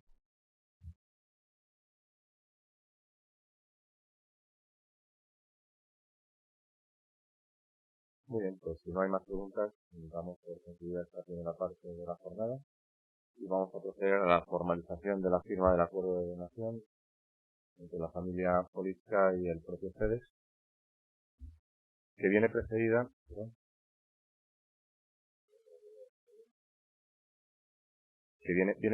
por dos ponencias introductorias, una por parte del propio Jaroslav y otra por parte de Isabel Rodríguez de Soto. No sé si queréis subir los dos de aquí y vais haciendo en paralelo las ponencias.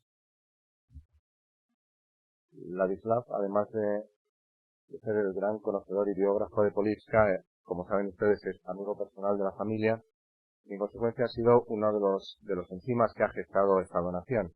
Isabel Rodríguez es investigadora del CEOPU y es que tiene el mérito de haber buceado en todos los archivos para hacer esta precatalogación inicial, inventariado, etcétera, y tiene una primera visión de conjunto del alcance de estos documentos que va a poner a su disposición para suscitar sobre todo el interés en que el mundo académico, el mundo investigador, etcétera, pueda impulsar el conocimiento alrededor de estos documentos, que por supuesto estarán a disposición de todos ustedes con una filosofía como el matrimonio Polivka nos ha pedido, de acceso abierto y absolutamente gratuito.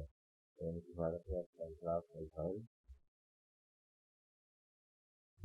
Sorry if you didn't have enough of me, so I'm here again.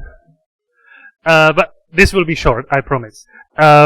So I was asked by CEDEX, and we discussed it with Isabel, that my role here now would be to sort of show the other archives that include Jaroslav Josef Polivka, and where you can get the archival documents regarding his life and work, and also these collaborations and these networks, and you probably start booking flights because it's all over the world. So I believe that the first archival fund was actually the one at the Bancroft Library in Berkeley, at UC Berkeley. Then in 1983, I believe there was the one established in Buffalo at the University at Buffalo. There's also another archival fund that is sort of dedicated to Jaroslav Josef Polivka, which is the Frank Lloyd Wright's papers that are currently stored at Avery Library at Columbia University. Then there is CEDEX, and then there is the National Technical Museum in Prague. No, sorry, that's the oldest one. Sorry, I got it mixed up. So I will start with the Bancroft Library.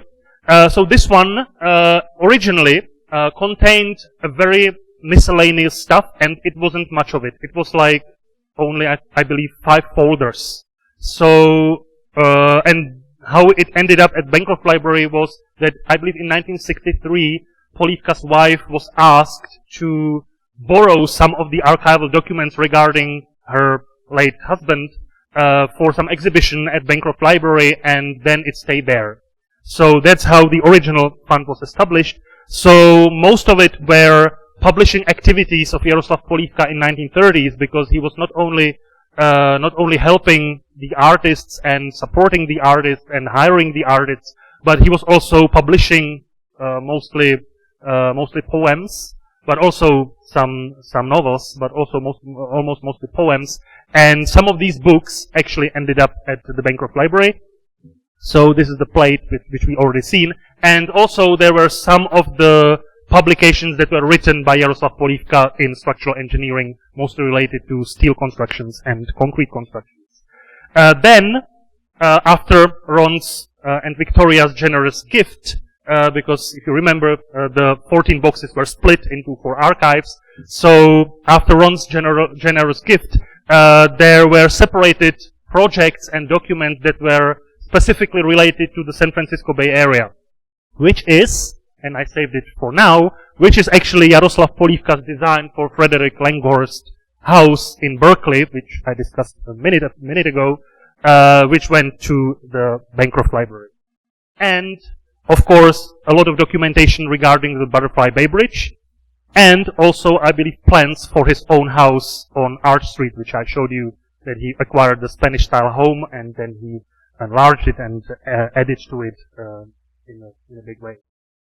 Then there is the Avery Library, which is not a special archive of Jaroslav Josef Polivka, but there is the most of the correspondence with Frank Lloyd Wright over the 13 years of their friendship. And also there are the projects that were kept by Frank Lloyd Wright that were co-designed by Jaroslav Polivka. So in this fund we can find 191 letters from Jaroslav Polivka to Frank Lloyd Wright, and from Frank Lloyd Wright to Jaroslav Polivka. There are also a couple of letters that are addressed to Jean Masseling, who was Frank Lloyd Wright's secretary and assistant. And I believe that there are also, I think, 2 or 3 letters that are addressed to William Wesley Peters, Frank Lloyd Wright's first architect and son-in-law. Then there are also these telegrams, and also some copies of designs. There are no originals in the correspondence fund, and there are also copies of some newspaper clippings. And then, of course, there are the joint projects, like the Racetrack Pavilion or the Mile High Building, Roger Lace's Hotel, and there are also some models within the Avery Library, like the original model for the Guggenheim Museum. But if you want to look for the original model for the Butterfly Bay Bridge, you can't find it in any public institutions. It's actually private owned. Then, after Jaroslav's wife passed away in 1983, the three children were deciding what to do with these boxes and with this huge archive that Jaroslav Polivka left behind. And actually, they originally thought that it should go to the Frank Lloyd Wright Foundation in Taliesin and Taliesin West. So their original offer was to Taliesin and Taliesin West. But at that point, the Frank Lloyd Wright Foundation was going through their own problems, and they didn't want to deal with that, so they refused it.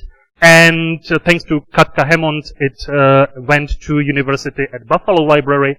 But they only wanted the stuff that is related to Frank Lloyd Wright. So up until recently, there were only 4 boxes of archival material, which were strictly related to Frank Lloyd Wright. But it was a very various material. There were letters. So up until nowadays, we know about almost 300 letters between Jaroslav Polivka and Frank Lloyd Wright. What's not in Avery Library is here, but there are also a lot of duplicates of what's at Avery Library. There are a couple of postcards. Then there are letters from other people. For example, this is the only letter from V.C. Morris to Jaroslav Polivka. And he also inserted his business card, which is also very nice graphic design. And then there are also, again, copies of some of the joint projects. But there are no originals. No original drawings or no original sketches. Except for the calculations. There are a lot of calculations that even a lot of structural designers don't know what they are. So if you consider yourself to be a very strong structural engineer, you can go to Buffalo and see what they are. Then there are a lot of magazines and newspaper clippings related again to Frank Lloyd Wright. There are mostly newspapers. There were especially at the end of 1950s when Frank Lloyd Wright was over 85, all kind of magazines were doing special issues on Frank Lloyd Wright. So Jaroslav Polivka was not just his collaborator, he was not just his friend, but he was also a huge fan. So, for example, Architecture Forum, House Beautiful, and many others. However, so those are the 2 boxes at University at Buffalo that contain the correspondence and the newspapers and magazines. And there are other 2 boxes that contain actually something about 450 photographs. And those are the photographs that I mentioned. That Jaroslav Polivka was a very passionate amateur photographer. He took his camera everywhere, and especially to Taliesin West. So there are something about 350 black and white photographs and something about 80 colored photographs, which are mostly from the end of 1950s. And because Taliesin West was growing quite organically and spontaneously, because Frank Lloyd Wright was one morning, he just woke up and he was like, oh, let's add something here, and they didn't really do any plans. So it is actually kind of difficult to reconstruct the development of the Taliesin West side over the years. But thanks to the photographs that we have from Jaroslav Polivka, we can see how certain places changed or developed over the years. So, for example, this water tower, which was not there in 1946, was added in 1952, and then it was changed, and again, there was stuff added to it in 1957. And there are many places at Taliesin West, and also there are some places at Taliesin West that Jaroslav Polivka photographed that no longer exist. So that's really very, very helpful. Also, he photographed people that he met at Taliesin West, which is also very helpful to sort of see, again, the social networks behind that. And also the excursions that they took. This is one of the excursions they took to the Baltimore Hotel, which was built in Arizona by Frank Lloyd Wright in 1924. So he took a group of people, including Jaroslav Polivka, to see his then 30-plus years old project. And then there are also pictures of sites and projects that Jaroslav Polivka visited from Frank Lloyd Wright, that Jaroslav Polivka visited by himself. So, for example, this is the Frederick Langhorst house no, sorry, this is a different house. But he also visited the Hanna house at Stanford campus and met the Hannas. And, of course, we have many pictures of the site of the Cliff House. So he also visited Frank Lloyd Wright sites by himself. And then there are, and with Ronald's donation, and that was the largest part of the donation because it was 7 boxes of archival material. They got more pictures, they got more letters, and they got all kind of stuff related to either Frank Lloyd Wright or Jaroslav Polivka's solo career. Plans, photographs, correspondence, everything. Then there's the National Technical Museum, which is actually the oldest archive of Jaroslav Polivka because it was established right after the Second World War. Because after the Second World War, they were given their possessions back, and especially the library. And, of course, all the plans and all the stuff that he had in his office before the war stayed in Prague. So Jaroslav Polivka was actually deciding what to do with it. He wanted to sell it, but he decided to donate some of the books to the National Technical Library, and he decided to donate his projects and his correspondence to the National Technical Museum. So that was, which already existed at the time. So that was the first archival fund that was actually created by Polivka himself under the political circumstances. So originally it involves a couple of projects. For example, this is the state symbol for the New York Pavilion in 1939 for the World's Fair. There are also projects for the World's Fair. This is, for example, a brochure that was published by Jaroslav Polivka for the World's Fair in Paris in 1937.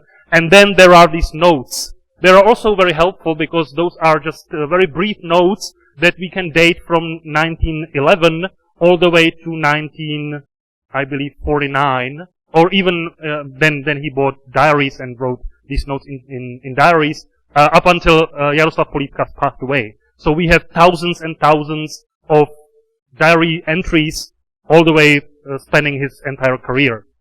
Some of them are personal, some of them are work-related, especially in 1930s and at the end of 1920s when he was the busiest. Then he just wrote, "I'm going to Brno, I'm coming back from Brno," but that's also helpful because we can reconstruct how he moved around. And then there are also some of the sketches. So with Ron's donation, we separated 2 boxes that are related to the Czech stuff and that are in Czech. So Ron and Victoria donated the Czech stuff to the National Technical Museum, so it was again enlarged with these 2 boxes. And then there is the generous donation to CEDEX with the 400 letters between Eduardo Torroja and Jaroslav Polivka. Some of them are also addressed to Jaime Nadal. Some of them are addressed to other people. There is also the correspondence with Elizabeth Kendall Thompson involved. So now, thanks to Ron and Victoria and other members of the Polivka family, it's here and you can enjoy it.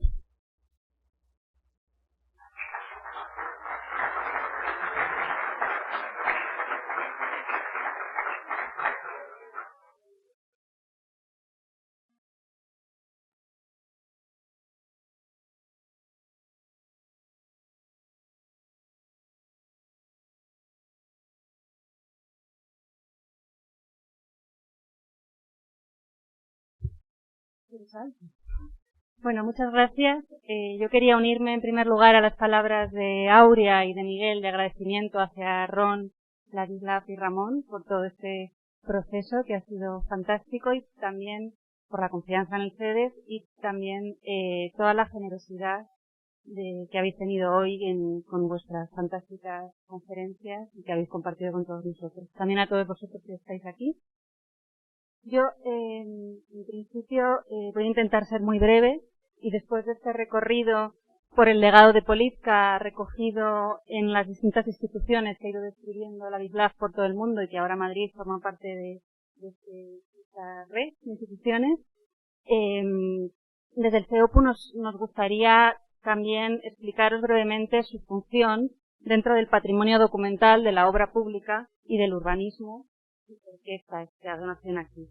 Seguramente muchos de vosotros conoceréis el CEOPU más por su labor de difusión y divulgación del patrimonio de la obra pública a través de todas estas exposiciones y publicaciones que periódicamente hace el CEOPU desde 1986. Y quizá el trabajo de conservación y puesta en valor del patrimonio documental que lleva a cabo es algo más desconocida, aunque forma parte del mismo objetivo del CEOPU como centro, que es conservar, recuperar y enriquecer el patrimonio histórico de las obras públicas. Un patrimonio que me gustaría insistir que a pesar de su innegable valor histórico y cultural, y más específicamente de su valor tecnológico, constructivo y paisajístico, es especialmente frágil. De hecho, se ha ido la luz. Debido a un escaso reconocimiento y, por tanto, ahí el objetivo del CEOPU es fundamental, intentar aumentar la catalogación, protección y conservación de este patrimonio. Por ello, el CEOPU es importante mencionar que se centra tanto en el patrimonio construido como en este patrimonio documental, dándole el mismo valor, siendo consciente de que ambos son imprescindibles para conservar el patrimonio histórico de las obras públicas y del urbanismo. De hecho, muchas veces el patrimonio documental es clave para poder contextualizar y poner en valor el patrimonio construido. En esta línea de trabajo, desde hace ya más de 20 años, el CEOPU CEDEX conserva dos archivos fundamentales para explicar la ingeniería civil y la arquitectura del siglo XX en España. Los archivos de los grandes ingenieros, Eduardo Torroja, Miret y Carlos Fernández Casado. Durante todo este tiempo, paulatinamente, ha sido un trabajo intenso y lento, se ha ido realizando un trabajo, como digo, minucioso de catalogación, conservación, puesta en valor y digitalización de ambos archivos. Y, por supuesto, se ha permitido el libre acceso para su consulta con fines de estudio, lo que ha contribuido también a enriquecer numerosos trabajos de investigación, tesis y también en el mundo profesional, ayudando a hacer las memorias y los proyectos en el campo de la rehabilitación. Solo para dar una idea del alcance y del volumen de la documentación que guardan estos archivos y con el propósito también, como decía Miguel, de animaros a venir y consultarlos, solo del acueducto de Ayoz, esta obra proyectada en 1939 por Eduardo Torroja, una de sus obras más emblemáticas, se conservan 202 planos, 17 documentos de textos entre memorias, cálculos, publicaciones y fotografías. Pero además de estos dos archivos, como también ha mencionado al inicio la directora del CEDEX, el CEOPU conserva otros legados vinculados a la obra pública, yo traigo una en particular, como la colección de materiales pétreos, que fue catalogada por el ilustre naturalista, que igual es más desconocido, el geólogo y geógrafo Francisco Hernández Pacheco, que además estuvo al frente del Servicio Geológico del Laboratorio de Transporte y Mecánica del Suelo, llamado entonces ahora Laboratorio de Geotecnia del CEDEX, desde el 52 hasta 1970. Fruto de este trabajo de más de 2 décadas, se conserva en el CEDEX una colección que es muy interesante, ya que en la actualidad representa una muestra de los tipos de roca y áridos empleados en la obra pública española durante el siglo XX. En este caso, el acercamiento hacia la historia de la obra pública se hace desde los materiales, desde su caracterización y desde el trabajo quizás más invisible, pero fundamental, realizado en el laboratorio. Esta colección, como podéis ver en las imágenes, está compuesta por fichas descriptivas, muestras de mano, láminas delgadas, microfotografías en placa de cristal que se podían ver al microscopio, entre un montón de útiles de trabajo. Todavía esta colección no está puesta a disposición del público, ya que seguimos trabajando en colaboración con el Laboratorio de Geotecnia, pero esperamos que pronto lo esté. Ya, sin extenderme más, entro a describir brevemente la donación que se va a firmar hoy y que constituirá el archivo Polivka Torroja y se unirá al resto de los archivos que acabo de mencionar. Una documentación que ya creo que se ha mencionado a lo largo de las 3 conferencias, de gran valor, como veremos a continuación también, y que permitirá profundizar en la relación profesional y personal entre ambos ingenieros, entre Polivka y Torroja, y, como ha explicado muy bien Ramón, entender el alcance de la proyección internacional de Torroja, de conocer más en detalle su red de contactos y todas las influencias que pudieron tener. Constituye, por tanto, una pieza más de ese rompecabezas que ha descrito y que está por estudiar e investigar. La documentación llegó a nuestras instalaciones en esta caja, que la traigo aquí casi de modo simbólico para mostrar también la emoción que supone el proceso de ingreso de una donación de este tipo para nosotros. Como es lógico, todavía tenemos por delante mucho trabajo que hacer de catalogación, pero queríamos aprovechar también la jornada y el acto de firma para avanzaros y enseñaros una pequeña muestra de lo que había dentro de esta caja. Así que el objetivo principal de esta breve intervención, también os animo a que lo imaginéis, abrimos la caja y vamos viendo lo que contiene. Como ya se ha dicho, la relación profesional entre Polivka y Torroja se materializó en el cruce de reflexiones en torno al libro Philosophy of Structure, publicado en España un año antes con el título Razón y Ser, de los tipos estructurales.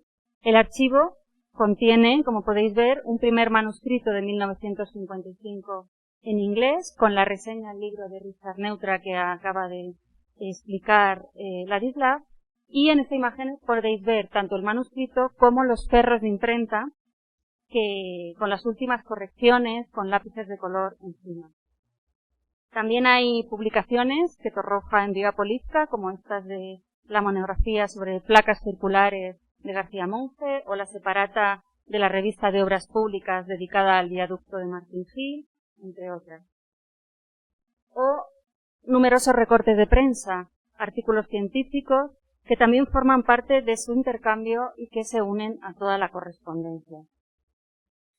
Todo ello acompaña a las, como decía Ron, casi 400 cartas, que exactamente, si no nos hemos equivocado al contar, son 394, y que están fechadas desde 1947 hasta 1959.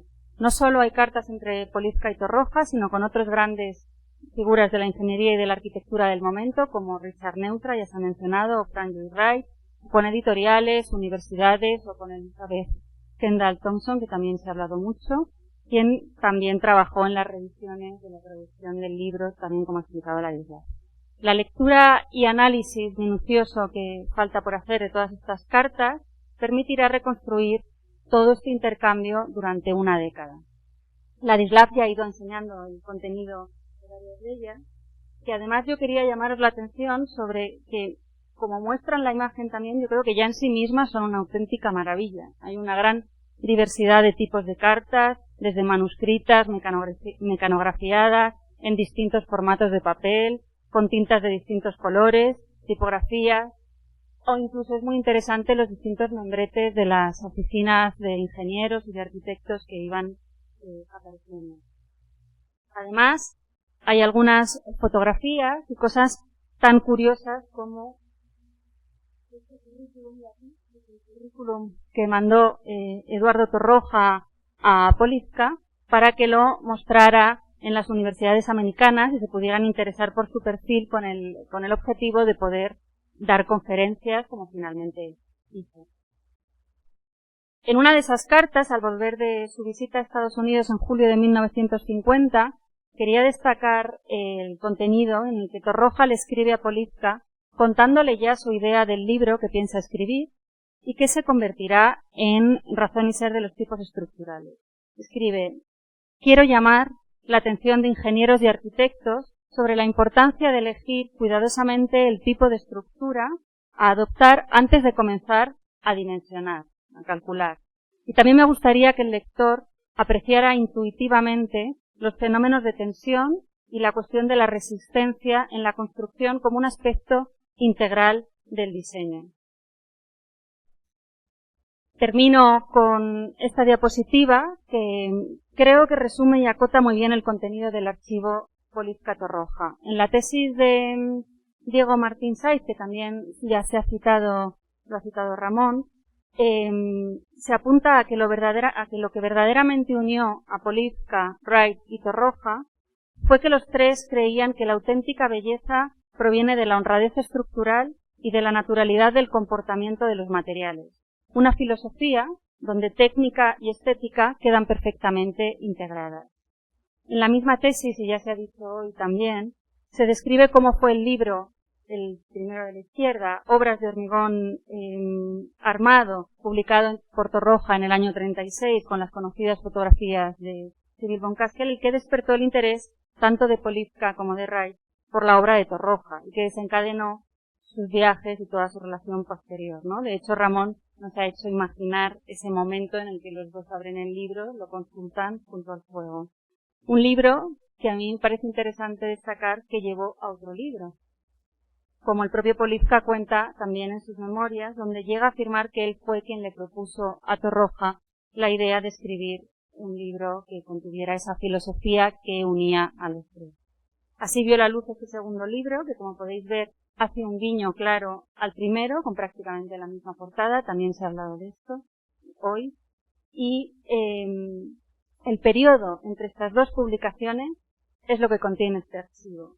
10 años de relación con numerosa correspondencia, en un continuo intercambio de reflexiones, no solo sobre la ingeniería, sino sobre otras cuestiones de la época que a mí me interesan especialmente también, a través de todos esos recortes de prensa que se intercambiaban, de los libros.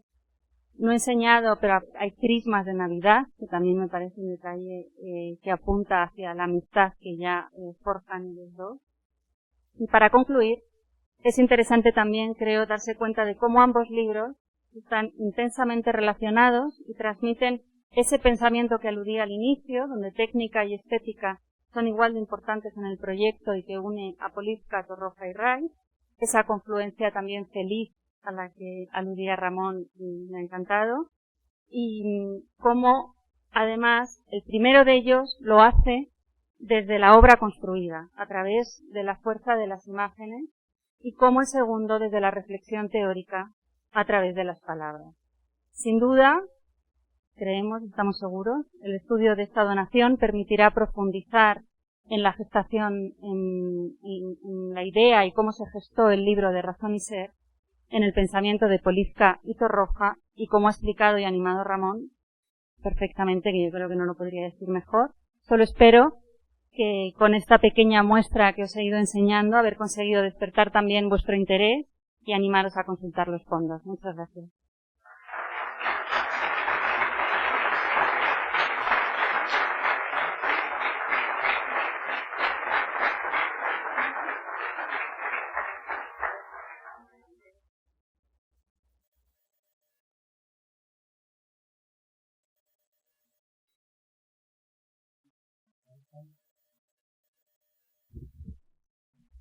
Thank you so much, Jaroslav, again. Muchísimas gracias, Isabel. Muy bien, pues con esta introducción, intentando suscitar en todos ustedes el interés por estos archivos, damos por concluida la jornada y vamos a pasar al acto protocolario de firma del documento de donación. Por favor, directora y Rom, Victoria, probablemente quieras acompañar. You have a pen there. Okay. Can you hear me, everybody? Okay, good.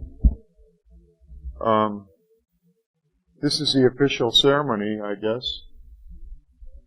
I'm officially donating the documents to CEDEX with pleasure. I know they're in good hands. And I'm a representative of the Polivka family, Ronald Milosh Polivka.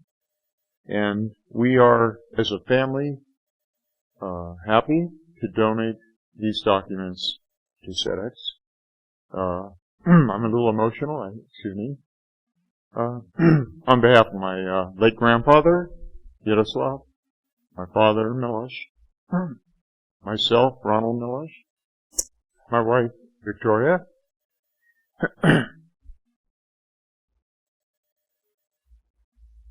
and my cousins, Katka Hammond, Vera Benish, Tom Polivka, John Polivka, and last but not least, the next generation, our three boys in particular, but there are others, but Ryan Polivka, Stephen Polivka, and Danny Polivka. And Danny Polivka is the fourth generation Polivka structural engineer. So, with that, I sign this document with pleasure. Thank you.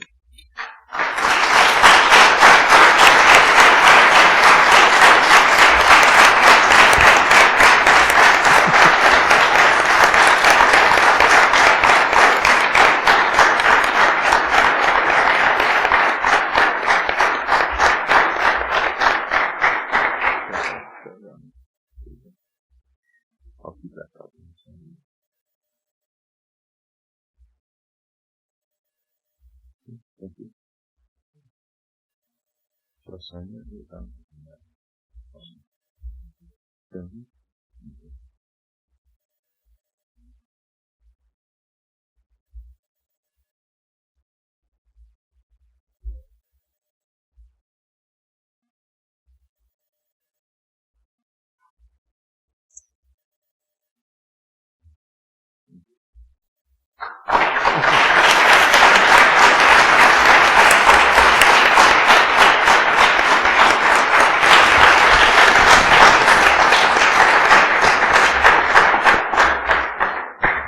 Simplemente para terminar, pues agradecer esta donación una vez más a la familia Polivka. Thank you so much, Ron and Victoria Polivka.